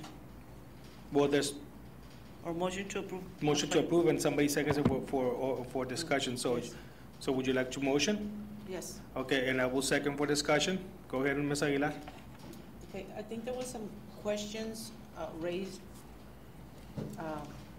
and maybe you want to elaborate on them because you had some questions, right? Yeah. I believe both of us have, but I'll let ladies first. Well, yeah, I think I addressed several of my questions last time in the board meeting. And I think it was mainly, you know, like we all said right now in our board reports, what we're trying to do is cost efficient, you know, see where we're spending our money, and is this a need or is this a want? And at this point, like we've all mentioned, we don't know the situation with the city and the pool, and I know we have several projects going on, so we really have to watch where we're spending our money. And I just asked the question, is this a need or is this a want to the district? I mean, Well, that would be the superintendent. Maria. This is definitely one of those items that is considered a want from a certain perspective. but also it's also a need when you look at how we need to let our community know what it is that is going on in our schools and what is functioning well. For example, if we look at the recent successes of the migrant education program, they have, it's been a program that in our district for the last 2-3 years has been struggling in different areas. However, in this whole past year has grown a lot, and it's grown significantly to the point where, whereas last year we had minimal involvement in our speech and debate, just last month they had over 30 students participating, and if you look at the parent advisory committees that they have once a month, historically they had anywhere from 4 to 10 parents attending. They have averaged 20 to 25 parents attending per meeting. So these are, in order to highlight our activities and show our community what our schools are doing and allow them to access our community, sometimes via the internet, because they may not be able to attend all of our meetings. Some of them for desire or for lack of time, because depending on when they get home, these are the opportunities that they would get to look at our school from the inside. Yeah, and I'm sorry, and I understand that, but at the same time, I kind of feel like, how is it that within the district we can't do it ourselves? And also, for each site, like we've said, administrators, you know, it's their responsibility at some point to put out. And I'll applaud Ms. Hansen, because I actually went to every site on Facebook, and her school's the only one that I could actually like and follow. So every time she posts something that's going on in the school, it'll come out in my newsfeed. I don't know how they set up theirs, but in the other schools, you actually have to log on into each one of them to see what's going on in her school. You could actually maintain yourself posted via Facebook or via media, because I know everybody right now, you know, who really opens the newspaper or has time to watch TV. You're on your cell phone 24/7, and that's mainly how you maintain yourself notified or in the loop of what's going on. And, you know, when I go on my phone and I go on their dual elementary school, so meeting parents, and, you know, the involvement is little there. I know we want to attract maybe a bigger crowd, and maybe that's why we're, you know, reaching out to Spectrum. But, and I'm not saying I'm against it. I like what you guys are proposing, but at the same time, do we want to spend the district's money in something that I feel like maybe baby steps we could do it within, with the district, with the sites and the district, like our website, and kind of emphasize a little bit more information on our own side in-house? But yeah, that's just my perspective of this. You know, if you don't mind, good evening, Board. Me adding a couple of words. We've had a, you know, experience already with the El Centro Elementary School District, and one of the things that, you know, they were trying to do was obviously attract more students to the district, and in another case, it's also the retaining, you know, of keeping those students. Obviously, if the students, you know, go to another district, you know, you lose an opportunity there to retain those students and how do you do that? One of the things that we do is highlight each individual program that each school has, such as the migrant. So when parents are wanting to move to a specific district, you know, coming from San Diego, from Coachella, from Mexicali, they're looking at options in different cities. So one of the things that you want to do, you want to highlight this specific district so people will consider coming to the Calexico Unified School District. And I understand, I perfectly understand where the budget comes from. We are just trying to offer you a tool that we've done in the past, and it's been very successful, obviously at a much more cheaper expense, because we understand, and at the same time, we want to help. We want to help as much as we can. And I think that keeping student retention, it's something that I'm pretty sure you're focused on. And at the same time, if you can increase students per year because of the videos and the ability to show what your programs are doing here in the Calexico Union High School, it would be a plus. Yeah, and I agree with the retention and trying to get the new students. And the only other thing also, you know, on the proposal and the video that we saw on the last board meeting, like I said, I'm for it. I just don't know if I want to spend the district's money on this video. And the other thing is, on the videos, for example, you know, we want to focus or highlight these programs that we're offering so that everybody's aware of what's going on, how long we've done it. Obviously do like a yearly contract to where we could you know, get statistics as far as like how successful was it from this year when we didn't have it, and next year if we do implement it, like, you know, what our increases are on students. And however, the only thing I don't really like is, if, for example, the last video, I felt like we were glorifying administrators, and I think it should only be about the students. It's like, you know, I don't think board members or administrators should really come out in the video. I think the focus is more of the students, the programs that we're offering, and like the interviews of previous students and then current students. I mean, previous students and currently where they're at, and, you know, how the programs helped them or how the schools helped them, like the correctional officers that came out and some of the old CU's, Calexico, Aurora, I think there were students there. I think the video should focus more on that if that was the option. And here it says, you know, I think it says like principals or administrators being interviewed for these videos, and I think the main focus should be the students in the programs only. Each individual video has its own entity, so it depends what it is that you want to highlight. Obviously, at the end of the day, each individual school has its principals, so obviously, like you said, they are the persons in charge. But we've done it in the past where it's just the kids, some of the teachers. As you can see, there was a teacher there that was also a part of the video. So you want to encompass the whole package. But like again, we don't necessarily try to focus on an individual person. That's not Spectrum's ultimate goal. Our goal is to highlight the school itself or the program that you are highlighting. And obviously, we can fine-tune anything that the board desires, or in this case, Mrs. Ambris, who's the superintendent. That's no problem at all. Okay. Any questions that you want to pose? No, just a couple of questions. It's 600 per video, correct? Yes, sir. And it's every month, every year? Not necessarily. It's just videos, whatever. It's just videos, exactly. You can go 1 month, and you can do all six of them in 1 month. You can do one in 1 month, and then choose not to do one for 2 or 3 months. It's just, you can utilize the whole year as the board wants to use those videos. Again, some of the programs that you have might be seasonal. So, you know what I mean? And Christmas you might have the need for more specific videos, so that's when you utilize them. We give you that flexibility because we understand there's programs in different times. All right. That's all. Yes. Okay. The school board sets not only policy but direction. So I'm in support of this kind of outreach, but I think it's important to develop some strategies as to how we're going to use this type of outreach. I think it's important. It's a great tool to reach out and inform the community of what's going on in our district, but we need to be strategic about how we're going to use these videos. You know, so I think there needs to be some kind of a brainstorming, maybe collaboration between board and teachers and staff, and talk about what we want to get out there. But definitely, that's one of the things that I harped on during my previous tenure, was that we didn't do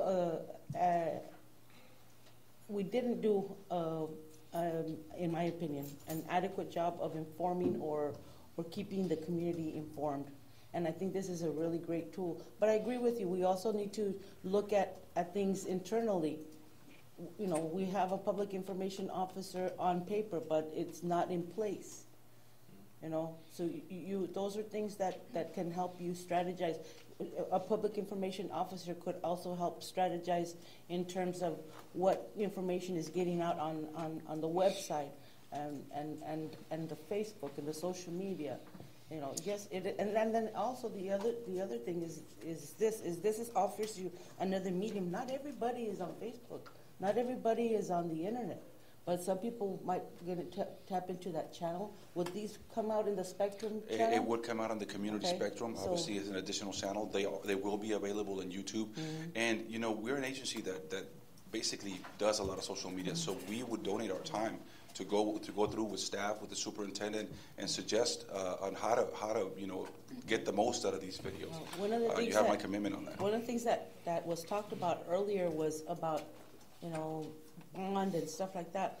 But before you even get to that discussion, you would need to reach out to the community and recover ground that has already been covered, because there still might be some sense of of a suspicion as to that whether Calexico Unified School District is in any position to try to issue a bond, because there's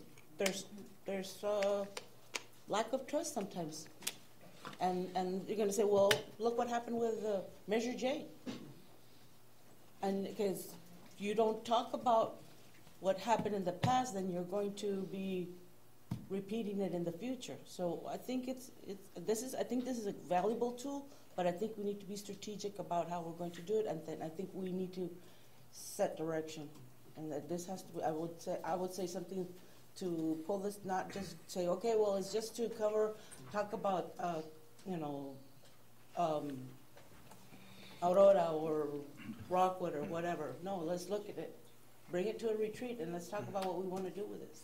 I think that's it. So I think if we approve it, in the case that we approve it, we should give direction to Maria to talk about this and make sure that we set the direction that we want to go with this. That's the idea that you're trying to convey, right? Yeah. Exactly, and I agree with you that 100%. That not just because we have 12 videos, we're just gonna make 12 videos and that's it. No, we need to utilize each individual video to use it to its fullest. Case in point, if you want to use maybe some of the videos to educate parents what their rights are under ed, or yes, what LCAP is doing. What we maybe do a recap, and then you can interview parents and you demonstrate that they're understanding what the LCAP's goals are. What's next? That is true. And you also mentioned, the fact that you want to go through some training with your staff. That also can be highlighted. I mean, basically, you can utilize these videos as as you please. I mean, as you see the best interest for the district. Okay, another case in point. You've got some teachers that are doing some really, really good things, and I haven't had a chance to observe it, but I've heard of a couple of teachers that they've developed their own type of lesson plans and things like that. And those are things that our community needs to hear, and that we need to highlight, And then what can parents do to help support that?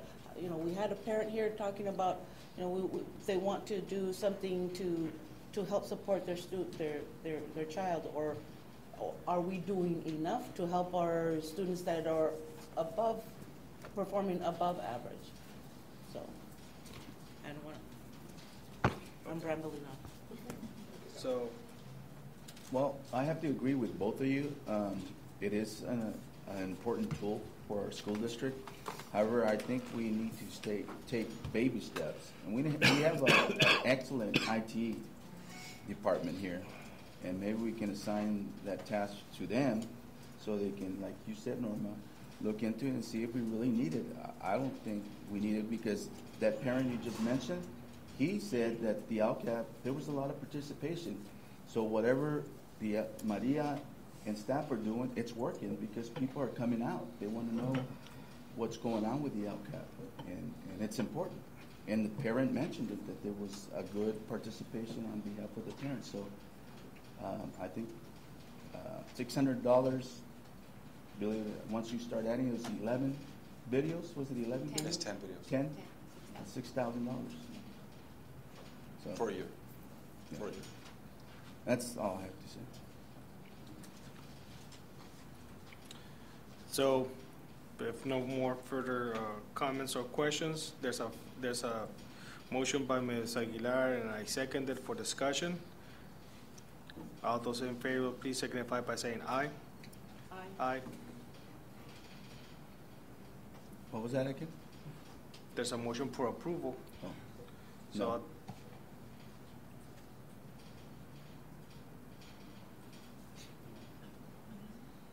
No. Ms. Real, Ms. Ortega. Not at this time, right?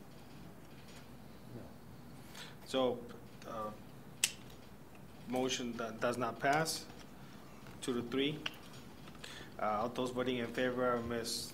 Aguilar and myself, Mr. Calderon. Voting against are Ms. Real, Mr. Calderon Jr., and Mr. Ortega. Thank you. Item K3, K2. No, that was K2. Item K3, memo of understanding between Loma Linda University and Calexico Unified School District for educational and instructional programs, intern program. I believe this is one of these items that's similar to the ones that we've had in the past in going into partnership with the universities so that employees or potential employees can complete their intern programs. And so this is the recommendation that we approve Loma Linda University. And if I'm not mistaken, we have already an employee who, for the speech and language.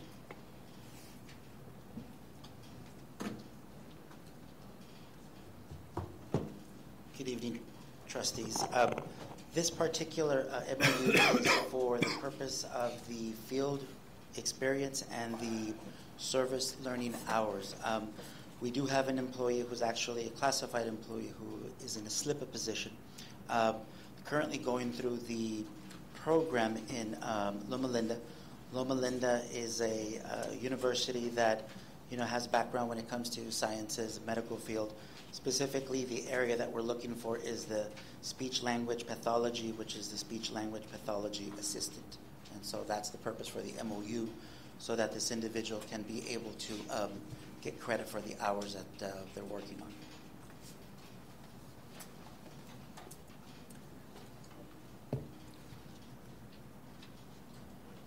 Motion to approve. Trustee Calderon stepped out for a few minutes, so I'll take over the meeting. There's a motion by Trustee Calderon Jr. to approve. Is there a second? Second. Second by Trustee Real. All those in favor signify by saying aye. Aye. Aye. Motion passes unanimous with President Calderon absent. Moving on to K5, authorization to seek proposals for solid waste and recycling. Oh, I'm sorry about that. Okay. Memorandum of Understanding between ICOE and Calexico Unified School District for 3 engineering units, force and motion, roller coaster physics, and inspector detector trainings. And this is an MOU with ICOE and our migrant program. They are for them to provide 3 trainings for our teachers that are working with our migrant students, and these are all science trainings. And this is out of the migrant budget, and there's more than sufficient money for this expenditure. What kind of training is?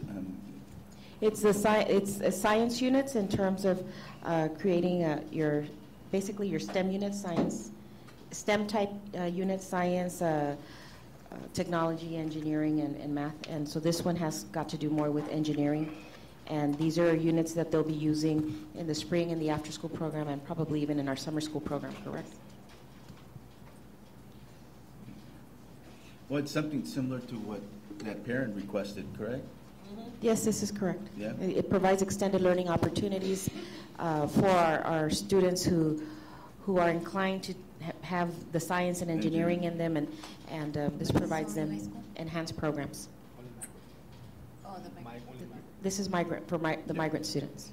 Can we open it up to the other teachers? Not under this program. This is a migrant education program. Just migrant. Okay. Yes. All right. I have the motion to. Sorry. That's okay. What's she motion? Motion to approve. Second. Go ahead, finish it.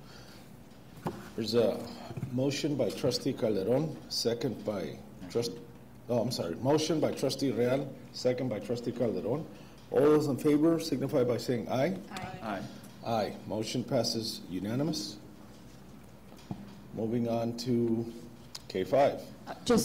Yes. Trustee Calderon Jr., however, I do know that ICOE and El Centro Elementary do put together a lot of STEM units as well that we could provide for our general population as well. And I know that we have purchased a number of units from these programs, and that so our students our regular students are able to have access to them as well.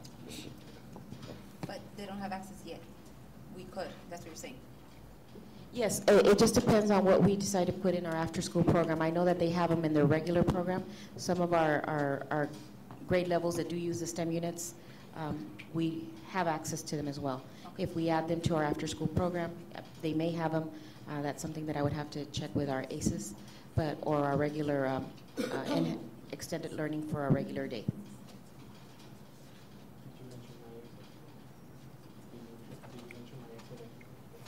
Okay.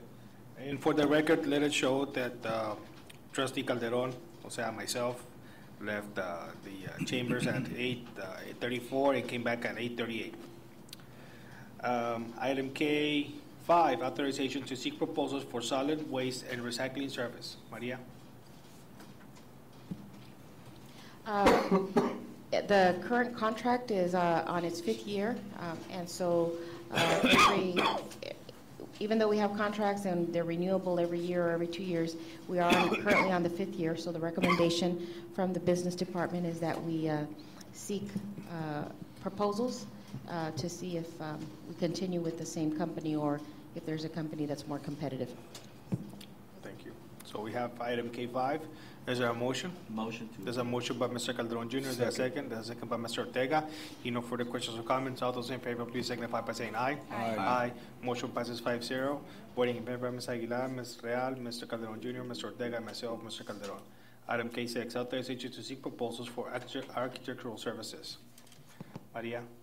This item is also being proposed by our business department, and it is to seek proposals from architect agencies and to award the best qualified architect agency the contract for architect services. They will seek proposals from different architectural firms, and if that is the wish of the board.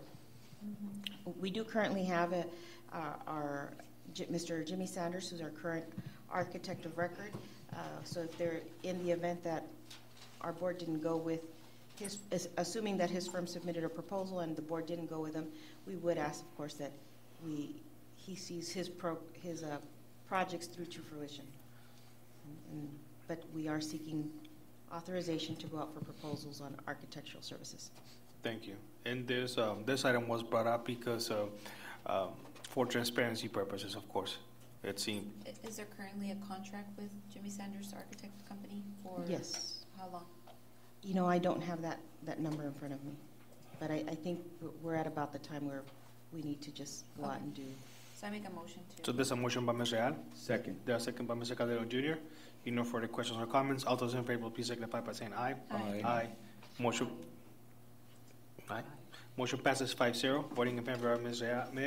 Aguilar, Ms. Real, Mr. Calderon Jr., Mr. Ortega, and myself, Mr. Calderon. Item K7, approval to purchase a skid steer loader from Empire Cat. And this is an item that we're asking from our maintenance and operation department that we purchase this. This is an item that we tend to lease out, and when we do a monthly lease, it's probably costing us as much or more than if we had our own piece of equipment. A steer loader, Mr. Jaime, can you look up a picture of and post it on the internet? There it is. And so if you have any further questions, Mr. Nielsen can answer them. Steer. No. Steer. Wow, pretty So, expensive. So how much is it costing us right now to rent it or lease it on a monthly basis? And do we use it the full month that we constantly on a daily basis, or? Yes, ma'am. We using its money's worth or no? Well, we try to. When we have it, we use it quite extensively. And I ran them numbers. In the last 12 months, we've spent almost $43,000 in rentals just for that piece of equipment right there. The last 12 months? Yes. And what? Excuse me if I sound ignorant, but what is it that you use it for? For breaking out concrete, which Mr. Watson, I believe that's his name, from ICOE, recommended that we get the proper tools and equipment for maintenance and operation to tackle all these concrete issues that we have district-wide. We use it to get into the tight spaces in between classrooms and buildings to flat, level dirt, dig holes whenever we, sink fence poles, and so what we're asking for is the multiple attachments that piece of equipment can be used with. You can use an auger bit to drill holes in the dirt to place fence poles. Obviously a bucket, a concrete breaker to bust up the concrete, a trencher so when we're laying down new irrigation lines, my maintenance and operations personnel don't have to dig those trenches by hand. We already lead the Imperial Valley 3-1 in workers' comp cases, and we're asking our people to do a lot with very little, and so I'm just trying to get in the proper tools and equipment so we can keep doing these great jobs that we're doing, and stop spending money on rentals. And where do we rent it from? We rent it from Elms, KC Manufacturing, Empire Cat. We have a couple different open POs for rentals. I mean, this piece of equipment here with proper maintenance could last us for the next 15, 20 years. And we've already proven that with our buses and our forklift, which is, I think we're celebrating its 30th birthday next week. So we spend the money one time, and we got a good piece of equipment for the next 25 years.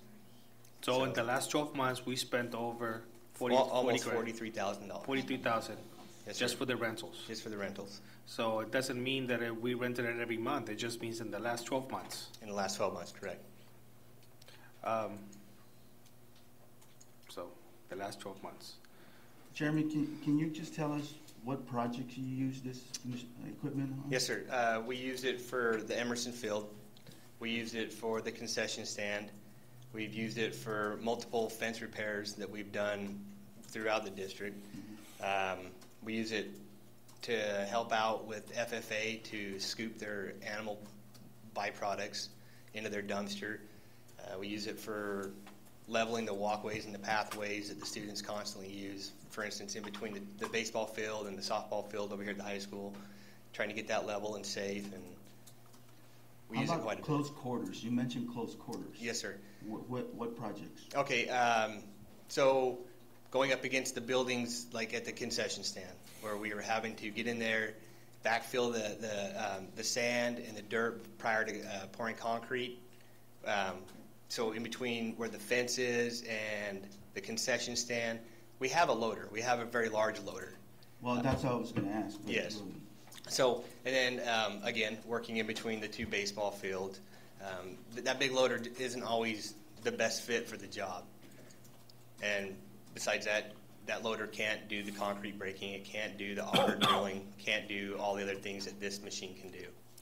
And are our personnel certified to use this kind of machinery, or do they need a special training? Well, I'm pretty sure everybody needs special training, but yes, sir. Are some of our people qualified to use this machinery? And that's why I was recommending to go with Empire Cat, because they're going to license all of our operators on this piece of equipment free of charge with the purchase of that equipment. The other companies, you had to pay for additional training. These folks are local. They're right there off in Imperial Valley, so the service that they can provide for us is far better. Options are included in the price? Yes, ma'am. So let's say, for example, if we went with Empire Cat, they will train our people. Yes, sir. Okay, and they will get a certificate, right? Yes, sir. Of completion, and if they wanted to go somewhere else, they could say, well, I've been trained on this piece of machinery. I've been trained on that piece of equipment, yes. We don't want them to go anywhere else, but I'm saying we need to prepare our people. I'll shred that document if they ever leave. Okay. No. Oh, okay. So it will make him highly qualified, in other words. Yes, sir. And also qualify for classified employees can apply for credit to increase in their pay, correct? Okay.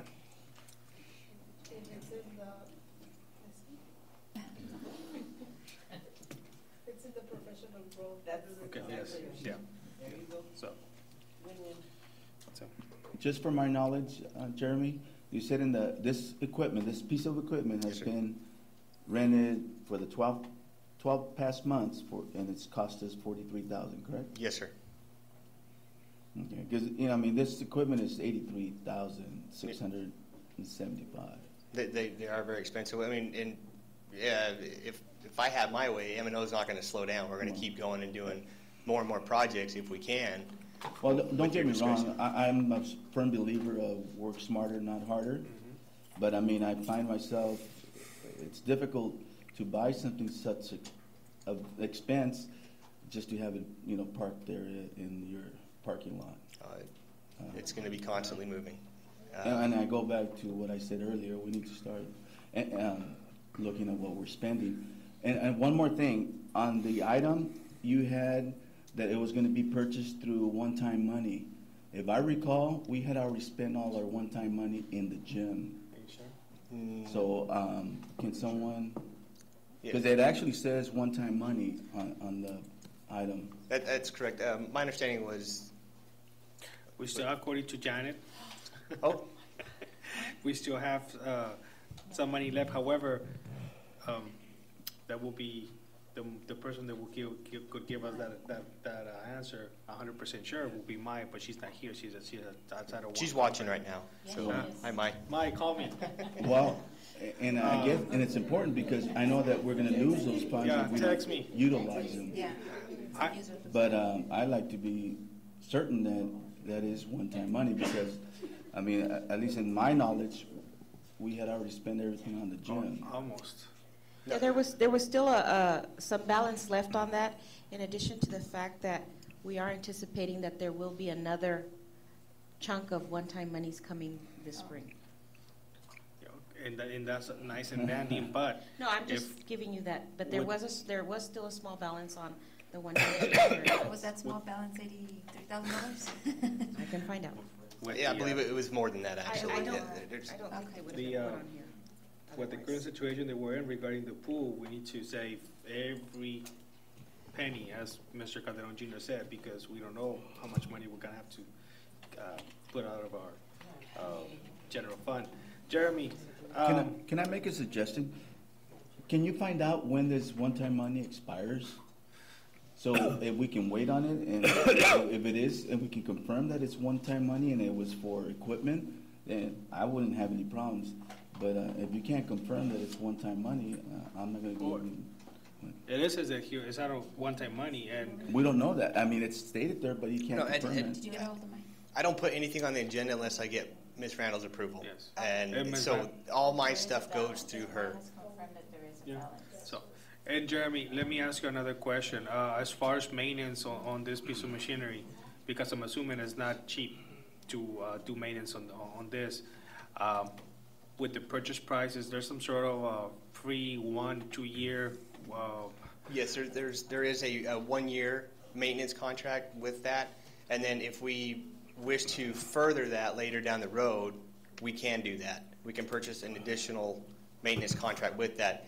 If not, this piece of equipment is a diesel engine, and I do have 2 certified diesel mechanics on my staff. So, if after the year passes, if we don't want to renew the maintenance contract, then I know my guys can fix this, and they've done wonderful things. Can you, with this piece of machinery, can we go, for example, and remember when we had that problem a couple of years ago at the ANSA where that lightning that struck some of those trees?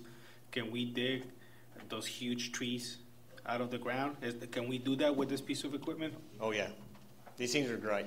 They're great, and if any board member wants to get their license on it, by all means, we'll have a trainer down so you can. So it's come something play. like that we can do. Absolutely. In that quote there's an attachment where that bucket is. You can take that bucket off, and there's an actual backhoe attachment that I'm requesting, and it attaches there, and it's a full-on backhoe where you can dig deep holes, and just a great piece of equipment. Is that piece of equipment included in the purchase? Yes. So we're going to have the backhoe, we're going to have the auger and everything else that comes Yes, with it? I requested of the backhoe attachment, the auger, the trencher, and the bucket. And because those are the most commonly rented items that we use for our type of work. It's got 60 other attachments that you can buy with it, but... the most essential. Yeah, those are the ones that we constantly rent, are those attachments that I was requesting. So, colleagues, we have this in front of us. Does somebody want to make a motion to approve this? I want to make a motion to approve. There's a motion by Ms. Real. Is there a second? Second. There's a second by Mr. Ortega. If no further questions or concerns about this item, please signify by saying aye. Aye. Aye. Aye. Motion passes 5-0. Voting in favor. Norma? I said aye. Okay. 5-0. Voting in favor of Norma, Ms. Aguilar, Ms. Real, Mr. Calderon Jr., Mr. Ortega, and myself, Mr. Calderon. So hopefully it is used. It will be. In, it will be used a in lot. an appropriate way. Thank you. Thank you, Mr. Jeremy.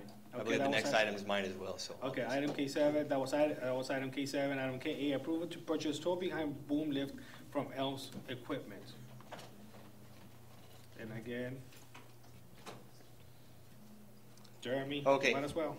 Thanks, sir. So, again, once again, ran the numbers, looking at all of our tree trimming services that we're constantly having to pay other companies come and do. In the last 12 months, we spent $33,965 in tree trimming services. So we spent $33,000 Yes, sir. just to contract. Just to contract out for So tree it's trimming. not our people doing the work, actually contracting out. Contracting out for those big eucalyptus trees where the branches are way up there that pose that threat when high winds come. Well, I don't have the equipment for my guys to go up there and do that. So with this piece of equipment, we'll be able to tackle 98% of all of our tree trimming needs. Even And the ones that do? Even the ones that dual. Those are tall trees. Very tall. I believe that one has a 40-foot, if I'm not mistaken, a 40-foot height on it. Yep. So previously, for all these years, we've always rented out all our equipment because the district has never had the equipment, the proper equipment to use for all this work. That's correct. They've never invested in anything. Yeah, and just to, on the tree trimming services too, with the district or the industrial relations with the whole DIR and PWC 100 forms, and now the tree trimming services now falls under having to have a California state license. And there's nobody in the valley that has a contractor's license to do public works jobs for public agencies. So now, if I do anything over $1,000, they have to be registered with the DIR. And that just doesn't exist here in the valley. So now on, I'm going to have to go to San Diego, Coachella, to find a tree trimmer to come over here and trim our trees. We're not the only school district that's facing this issue. In fact, I talked to Kent Hems over at the ICOE, and he's scratching his head on who he can use to trim his trees. So are our guys going to be trained again and get certified on how to do it so we don't have to contract out? Absolutely. But our guys are going to get certified on this lift. They're going to go through the fall protection program using fall restraint. We're going to get them fully licensed to use that piece of equipment. And maybe we can generate revenue. Yeah. Yeah. The other school districts are looking. So, again, I'm trying to make ourselves independent from these as many contractors as I can and start doing a lot of this work in-house because we have the skill set. We just need the tools to do it. And tree trimming, which seems this is what we use this piece of equipment for. It's a yearly thing. There's nothing that we can escape from. Exactly, and this piece of equipment can also be used for our electricians for changing out the light bulbs and the parking lots or fixing the flag poles that quite often and rooftops. There's a lot of things we'll be able to do with this and do it safer and more efficiently. So. Okay. Jeremy, but if we already cut the trees, most likely we're not going to have to cut them like in the next 5 years. Well, we haven't cut all the trees. Huh? We haven't. No. That was at Dual and Kennedy Gardens, if I'm not mistaken. There was two campuses that were the big concern was. And then we had that tree that fell over at Blanche Charles. Oh, that's true. Onto that roof. Okay, so if we were to purchase it, how often are you going to use it? Well, I honestly, quite a bit. I don't think it'd be going out every single day, but quite often. We got a lot of trees in our district, and not to mention the exterior lighting, exterior painting. There's a lot of uses that we could get out of this, especially during the summer work when we're trying to repaint all the schools. Again, we're renting lifts so our guys can go up there and do it safely. So we do the one-time purchase, we get that piece of equipment, and we'll make it last for 25, 30 years. So, yeah, I mean, we already paid for it in just 1 year of contracting for tree services. That's true. Just in 2 schools. At 2 schools.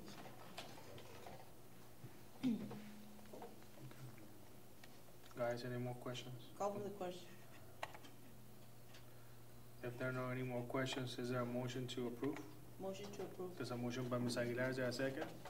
Second. There's a second by Mr. Ortega. If no further questions or answers or comments, all those in favor, please signify by saying aye. Aye. Aye. No. Our motion passes 4-1. Those voting in favor are Ms. Aguilar, Ms. Real, Mr. Ortega, and myself, Mr. Calderon. Voting against is Mr. Calderon Jr. Thank you, That Board. was item K8. Item K9, approval of update to the district representative information on the SAP 50-03 form for the State Allocation Board, Office of Public School Construction. And this is for our board to approve our district representatives to be Ms. Randall and Mr. Nielsen for the State Allocation Board. And it's recommended that the board accept this recommendation. Okay. How often do we do this? I want to say that it's either every year that we do this, just to make sure that it's updated with the people that are most related to the Office of Public School Construction, which would be maintenance, facilities, and obviously business. Okay. We have this on Motion our to floor. approve. There's a motion by Ms. Real. Is there a second? Second. There's a second by Ms. Aguilar. No further questions or comments. All those in favor, please signify by saying aye. Aye. Motion passes 5-0. Voting in favor of Ms. Aguilar, Ms. Real, Mr. Calderon Jr., Mr. Ortega, and myself, Mr. Calderon. Item K10, approval of school site safety plans. Well, it is recommended that the board approve the school site safety plans that have been uploaded. I do know that there was one that is noted on the agenda, but was inadvertently left out, which is the one for Calexico High School. Maines is not on this list. Unfortunately, Maines has not been able to get its plan approved by the school site councils for lack of a quorum, but all the other ones have been approved by their school site councils. However, I do believe that Calexico High Schools was not uploaded on the website inadvertently. So then, because of the deadline that we have to be, it has to be done by March 1st, not on or before, but by March 1st. We could approve these tonight and then have a special board meeting on Tuesday, March 1st, and approve the other ones if those schools submit their school site plans. I've got a question. What's the fiscal impact if this is not approved tonight? According to what we just read, it says that the district shall be fined $2,000 per school for each school whose school site plan is not uploaded or is not completed. By March 1st. By March 1st, exactly. So the idea is to have a special board meeting on Tuesday, which is March 1st, and have the district personnel work 24 hours on Monday On the two remaining schools. and work and get those plans finished by the time that we have the board meeting on Tuesday. Okay. Well, I do know that there are concerns by board members in regards to the content. There's no uniformity. But there could be modifications, correct? There could be modifications. That's going to be a stipulation, and we'll work on that. So these plans, of course, these plans are subject to, they could be subject to change. For modification. For modification. Mr. Weiler?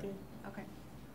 Right. I'd like just to make a comment. I'd like to kind of thank Ms. Hurtado and Ms. Yasmin Andrade for, I read all the safety plans, and your plan is a very good plan. It addresses everything that a safety plan should address. So congratulations on your plan. Okay, so is there a motion to approve Motion. There's a motion by Mr. Calderon Jr. Is there a second? Second. It's a second by Ms. Real. There are no further questions or comments. All those in favor, please signify by saying aye. Aye. No. No. Motion passes 4-1. Voting in favor, Ms. Real, Mr. Calderon Jr., Mr. Ortega, myself, Mr. Calderon. Voting against is Ms. Aguilar. Item K11, second reading of revised board policy 4119.11, sexual harassment. And this is the second reading of this policy that was suggested by CSBA, which means that all districts are doing it. It is just implementing what they're suggesting. So is there a motion to approve? Motion. There's a motion by Mr. Calderon Jr. And a second by Ms. Real. All those in favor, please signify by saying aye. Aye.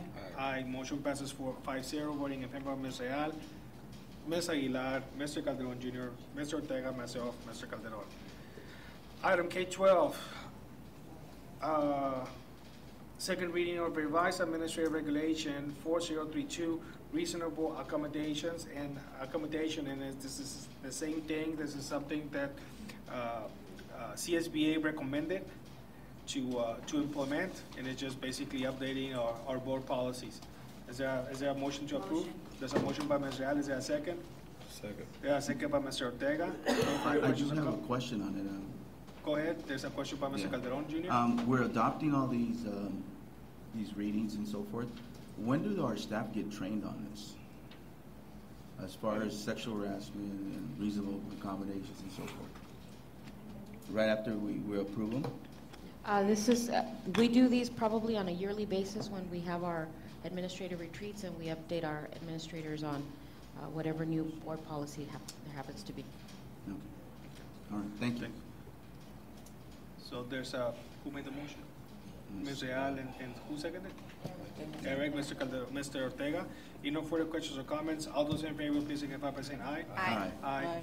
Motion passes 5-0. Voting in favor of Ms. Aguilar, Ms. Real, Mr. Calderon Jr., Mr. Ortega, myself, Mr. Calderon. At this point, I would like to make a motion to extend our meeting until 9:30.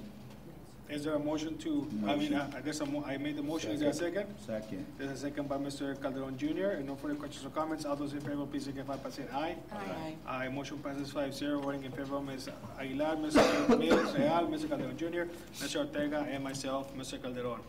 Item 13, item K13, second reading of revised administrative regulation 4261.1, personal illness injury leave.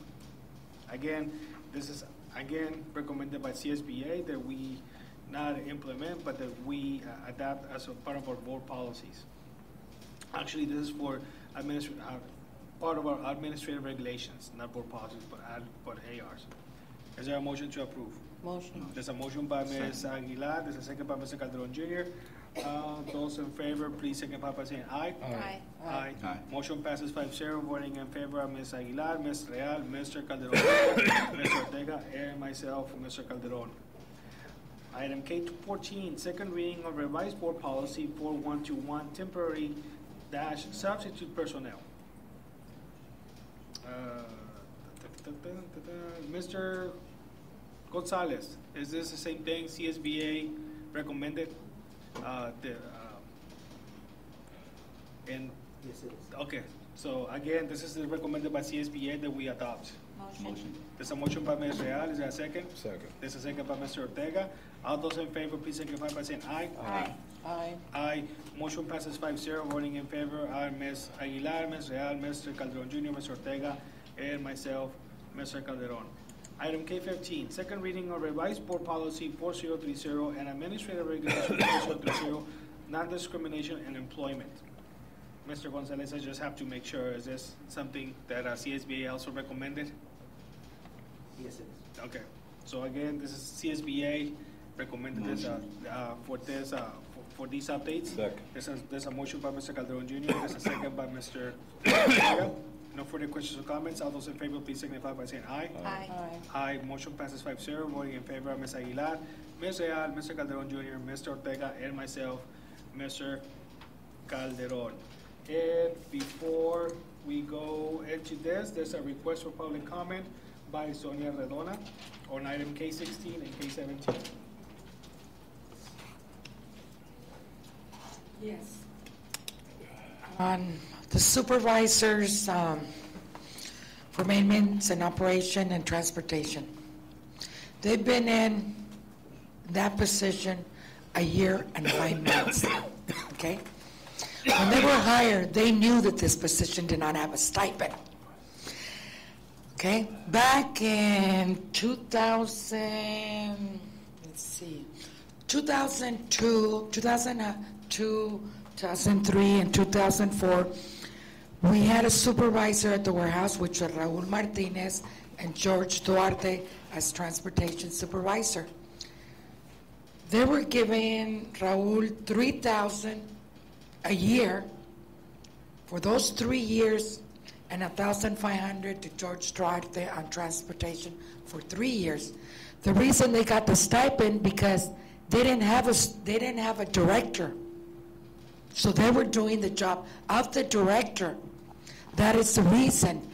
Now Raul Martinez, those are only the 3 years that they got it, because Raul Martinez resigned in 2014.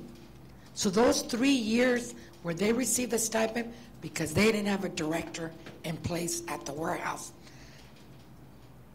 And you're talking about saving money? What are they doing after working hours? Now the custodians are no longer under the warehouse. They're under the school site. The groundsmen are no longer under the supervisors at the warehouse like they used to be. They're at the school sites. The maintenance and operations supervisor has 19 staff that he supervises there at the warehouse. The transportation has 17 staff, which includes the transportation aides. Now, my supervisor, Carolyn Petula, she's a supervisor, confidential. She gets overpaid overtime when it's needed, when she helps us in our payroll, when it's needed. What is the difference between these guys as confidential supervisor as my confidential supervisor? They've only been there for a year and a half. So I make a recommendation not to approve it. If they're going to work overtime, pay them overtime. Maybe it's cheaper, and you know what they're doing. What are they doing early hours? What are they doing after hours? They knew when they got this job that it entails no overtime, no stipend, and now they see there's money and they want money. Come on, let's save money. Thank you. Thank you, Ms. Adona.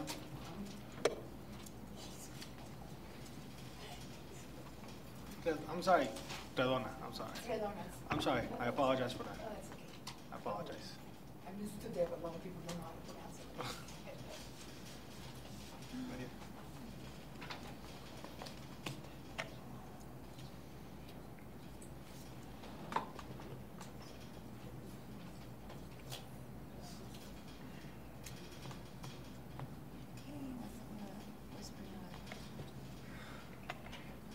Mr. Gonzalez.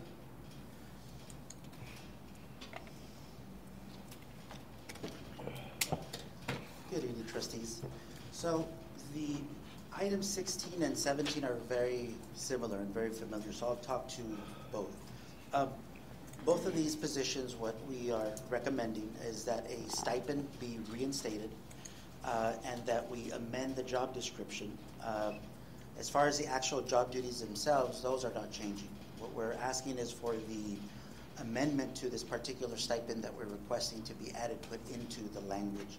By putting this language in there, then it's stipulated that these employees, both supervisors for transportation and for M&O, if they put additional hours before their work schedule or after their work schedule or during weekends or during holidays, it's stipulated that that stipend that we're paying them is for them to perform those additional duties as well. So, I'm not going to talk specifically about the personnel staff, more about the the position itself. And so when we look at this position itself, there has not been a stipend for this particular position.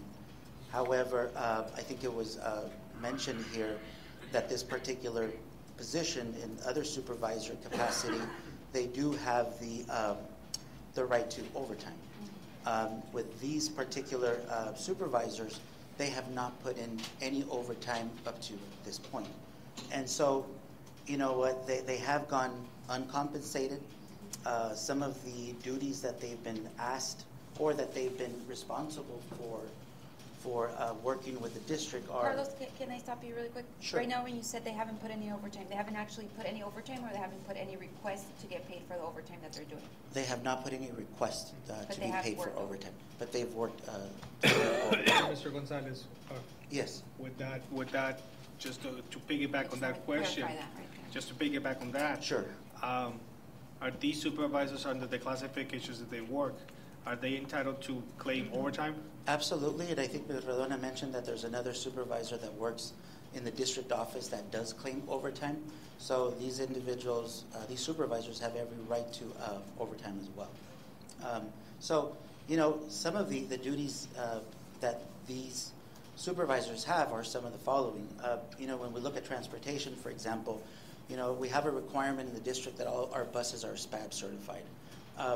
You know, when our students go out on trips, they don't go in normally during the work schedule of the bus transportation supervisor. They leave 5 in the morning, 4 in the morning, and who's the one that has to go and inspect those buses? It's our transportation supervisor. Whenever we have activities out there as far as games, and we all know that we are the largest district in the county, and we have a lot of participation when it comes to sports and activities. Well, you know what? There's always somebody on call 24/7 making sure that our kids come back home safe. And if for whatever reason, a bus breaks down, you know what? Who is the individual that gets on that bus, meets the students in San Diego or Palm Springs or Indio or wherever it may be? It's our bus and supervision transportation supervisor. Do they get paid? No, they don't. And so how many hours are they putting in to ensure that the safety of our students is in place? You know, countless hours. When it comes to different weekend activities as well, that we have to secure buses or ensure that, you know, the safety and transportation is there. You know, it's our bus transportation supervisor making sure that they're available. When the district has warehouse projects, movements of different things that have to be moved, you know, we do send employees out, you know, but at the same time, somebody has to ensure and supervise that the work is ensuring that it's getting done. For example, whenever there's emergencies, whenever there's situations at different schools where there may be vandalism, for example, you know what, we do have our supervisor that responds. They're the ones in the event that there is a burglary or if there is a break-in or if there is an emergency with, you know, our pipes, for example. We know very well that our facilities here are getting older, and as they're getting older, we do have issues when it comes to plumbing. And so part of the responsibility of the supervisors is to ensure that there is no disruption when it comes to school activities. And so what does that mean, no disruption? Well, it means that if they get a call at, you know, 12 midnight, and they have to be there from 12 to 6 in the morning to ensure that you have a pipeline that is fixed, you know, they have to ensure that they arrive, that the supervision is there to ensure that everything is in place so that school isn't interrupted. Now, when we see employees out there, every single employee that's out there is getting paid overtime. The one individual that's not getting paid overtime is the supervisor. So when I say there is no compensation at this point, there really is no compensation at this point. And so, I think the board gets the idea of what is it that they do and the extra time that they work. Now, let me ask you a question. What are the other districts around the county doing? That's a good question. So what we did is we did a comp analysis. And so part of the HR committee that we stand on for the county, we're able to, you know, send out questions and get feedback from other HR directors. So this is some of the comps that we received that we got back. So for example, El Centro Elementary has an ADA of 6,101 students. they pay an average of they pay $20 a day, average of 20 days per month when it comes to callback, which equals to $400 a month. When you multiply that by 12 months, that equals to $4,800 stipend per year. So you're talking a district that is a little bit, our district is definitely half the size bigger than this particular district. Another district, Imperial Unified School District, for example, they have an ADA of 3898. The response that we received was that they get a $250 per month callback. That would equal to about $3,000 a month. That district is a third of our site, of our district. And so $2,000 a year. And then, so when you look at another one, Brawley Elementary, ADA of 3,878, again, about a third of our district. They get $160 per month. On top of that, they get $30 per call. So they will get no less than $2,080 stipend per year. Plus, if you have all the calls, then obviously they start adding up. And again, that's a district about a third of our size. So one of the things that we looked at is, where does Calexico stand? Calexico has an ADA of 9,229. When you look at the amount of students, the amount of transportation, when you look at the amount of sites that we have to look at, when you look at the amount of projects that our supervisors are overseeing and working on, that becomes quite extensive. So we're proposing a stipend for our supervisors of $5,000 a month, which a year. I'm sorry, a year. That is so a month. That equals to about $416 per month. If you're looking at a day, that's $13.86. When we look at our supervisors' overtime pay rate, they make between $43 and $45 an hour in overtime. So, Mr. Gonzalez, I don't think I have asked this question before, and I don't know if you do that research. But what is the pay of those other districts compared to what we pay our supervisors? Did you check that out? I did not, Mr. Calderon. Honestly, I'd have to, get that information to find out exactly what the supervisor pay is compared to those districts. Because I think this board, before we make a decision on this, we need to have all that information in place and in front of us to make a good decision, I would say. So, so we have this item in front of us. Mr. President, sorry. When I saw this item on the agenda, I had some questions myself, and some of the questions that have been asked tonight. However, I haven't received my answer yet. So with that, I'd like to table this and have more research, and because I'd like to know how that magical $5,000 number came up. So we have to do. But now that you're telling me, you multiply the overtime and so forth. But I think we need some more research on it. I won't make any more comments. So I think someone needs to make or do their homework and then present it again. So is your motion to table this item? Yes, my motion is to table. So there's a motion by Mr. Calderon Jr. Both 16 and 17. So let's do one at a time. There's a Okay, motion to table item K16. Is there a second? Second. There's a second by Mr. Ortega. No further questions or comments. All those in favor of tabling this item, please signify by saying aye. Aye. Aye. Aye. Motion passes 5-0. Voting in favor of Ms. Aguilar, Ms. Real, Mr. Calderon Jr., Mr. Ortega, myself, Mr. Calderon. Who's second? Oh, Mr. Ortega. Item K17, reinstating stipend and amend job description of maintenance and operations supervisor. Is there a motion to approve, or is there any other kind of motion? I motion to table. There's a motion by Mr. Calderon to table this item. Is there a second? Second. There's a second by Ms. Real. No further questions or comments. All those in favor, please signify by saying aye. Aye. Aye. A motion passes 5-0. Voting in favor of Ms. Aguilar, Ms. Real, Mr. Calderon Jr., Mr. Ortega, and myself. Mr. Calderon. And Mr. President. Mr. Calderon, excuse me. Yes.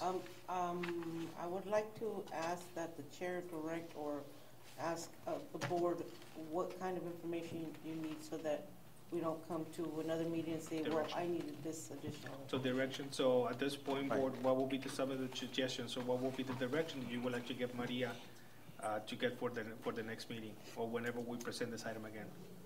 Yes, Ms. One of the things that Mr. Gonzalez stipulated, saying that there's a lot of potential overtime that's accrued. If you could bring a figure. Okay. Versus the stipend. Sure. Thank you. Any other questions? Ms. Real or Mr. Ortega? And comps as to what other supervisors in other districts get paid. And that's what I had asked for. So salary and benefits? Salary and benefits, and what kind of contract do the other supervisors in the county have, or what the other districts have compared to us? I think that's the direction that this board wants to, or that's information that this board wants to get, so, is that right? Will do. So, okay, thank you. Is there anything else with this? No? No, I think that's pretty much it. Okay. That was item K16 and K17. Item K18, approval of 2016-2017 school year. Are we that close? And Mr. Gonzalez has worked, and Mrs. Ramirez have worked closely with ACT regarding the school calendar, so they have. Yes, so we have worked with closely, of course, with ACT. We've also shared the calendar with CSEA as well. Hold on, Sorry.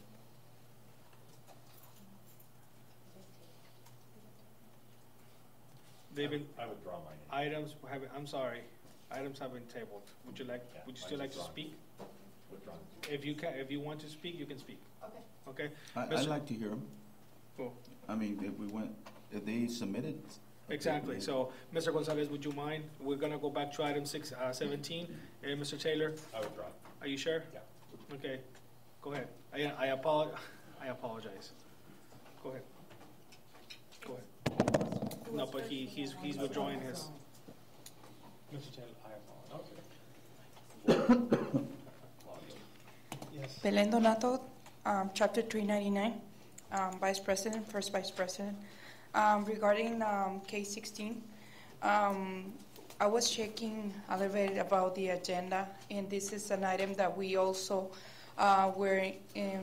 it was part of the agenda at Personnel Commission.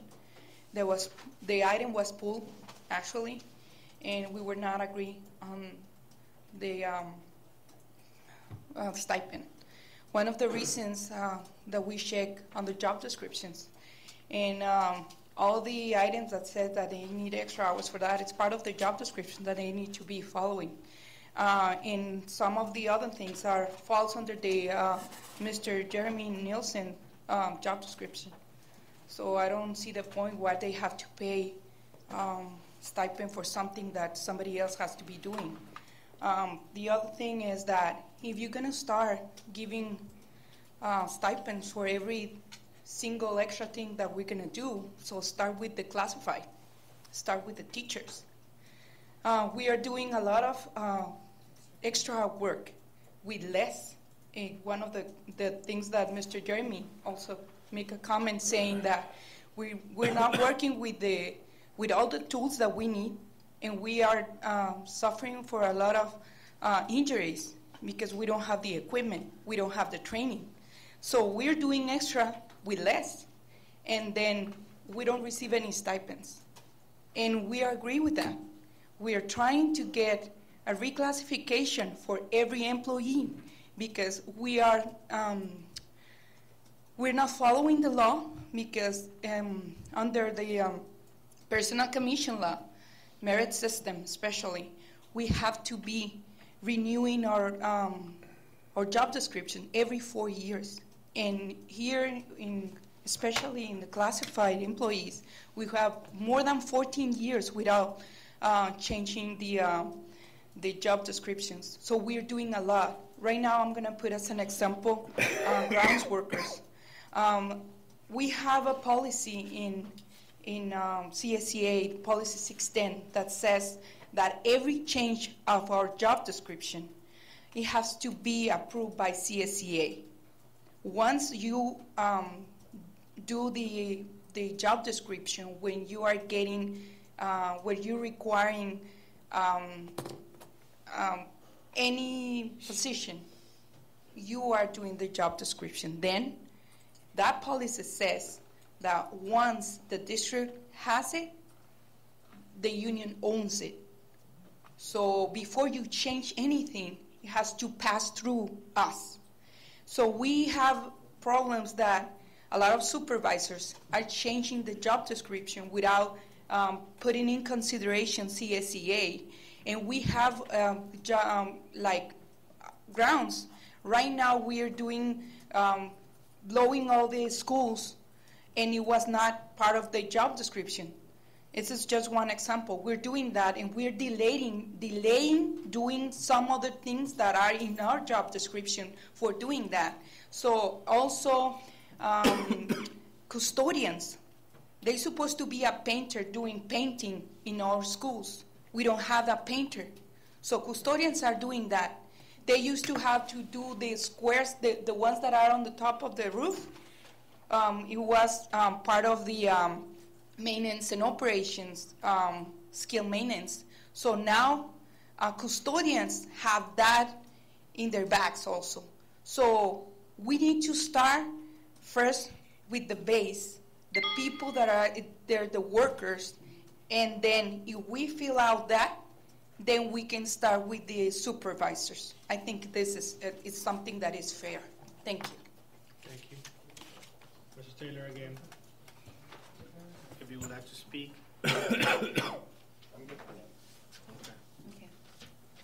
Okay. Mr. President? Yes, sir. Technical point. Was the prior motion to extend the meeting to 9:30? Yeah, 9:30 exactly, so thank you, Mr. Weiler. We have a couple more items. Is there a motion to extend for 15 more minutes? You also have closed session. Motion to extend Oh, to that's 10:30. right. That's right. I'm sorry. So that motion to extend to 10:30. 10:30. There's a motion by Ms. Aguilar to extend until 10:30. Is there a second? Second. A second by Mr. Calderon Jr. If no further questions or comments, all those in favor, please signify by saying aye. Aye. Aye. Motion passes 5-0, voting in favor. Ms. Aguilar, Ms. Real, Mr. Calderon Jr., Mr. Ortega, and myself, Mr. Calderon. Okay, so we just did item K 16 and 17 with comments. And so now back to you, Mr. Gonzalez, on item K 18, approval of 2016-2017 school calendar.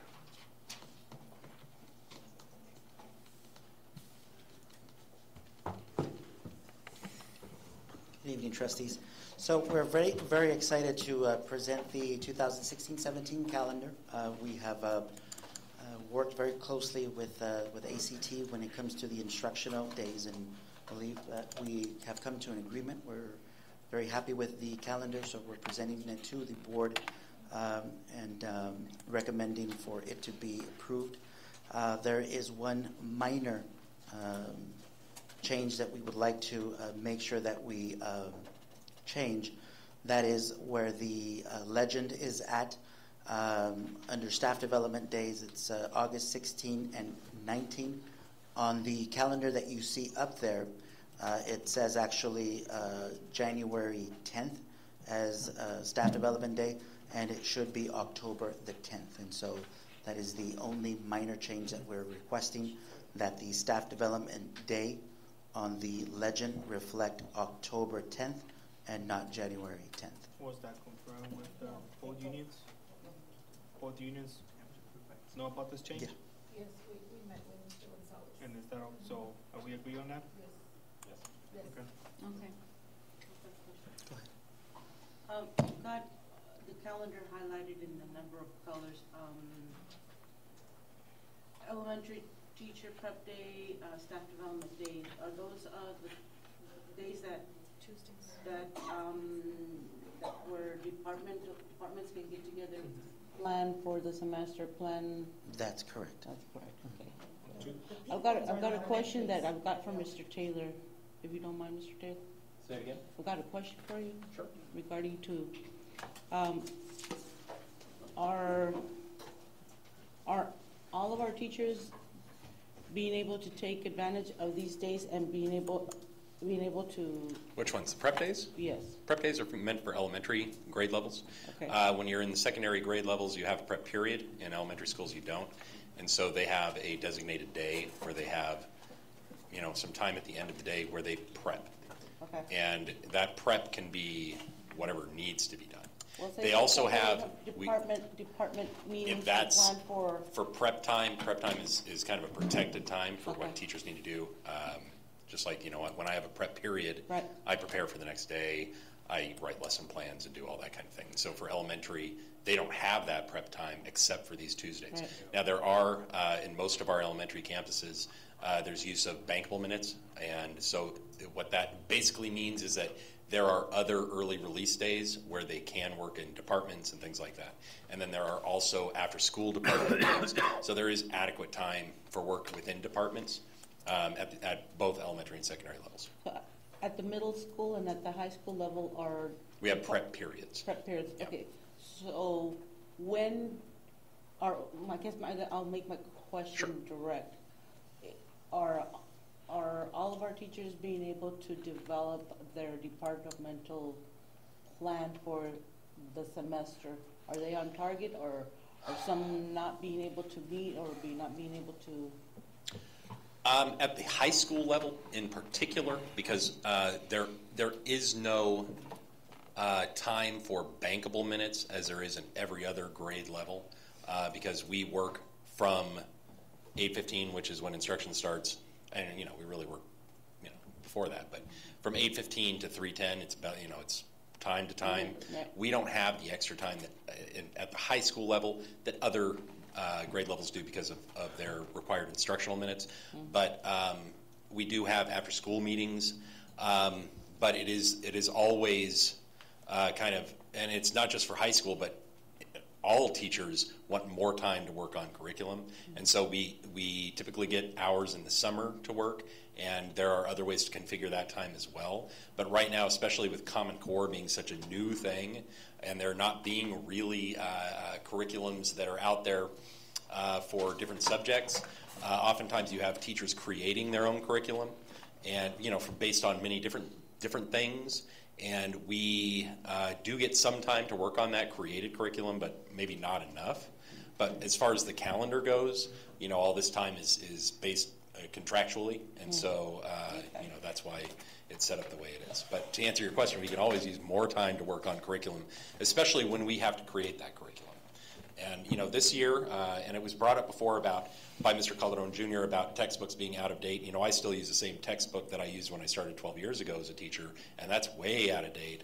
But this is an ELA adoption year, and so we should be getting new textbooks for next school year. Last year was the math adoption year, so we have new textbooks for this year. And then, we have history adoption and science adoption. So as the years go on, we're going to have more updated materials. But right now, a lot of our departments are working with curriculum created by teachers. And if you think about it, people are getting paid six figures for creating curriculum, but our teachers do it oftentimes for free in our own time. So do we have enough time for that? No, but we make do.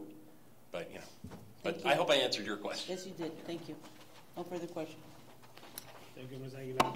So we have this in front of us. Do I have, if no more questions or comments, do we have a motion to approve the calendar? Motion. There's a motion. Second. Technically, the motion should be approve the calendar with the modification of the staff development day changing January 10th to October 10th. Okay, so do we have a motion to approve the calendar with the modification from October, January 10 to October 10? Make a motion. Who made the motion? Priscilla. Priscilla, made by Mr. Al. Is there a second? Second. A second by Mr. Calderon Jr. No more questions, no further questions or comments. All those in favor, please signify by saying aye. Aye.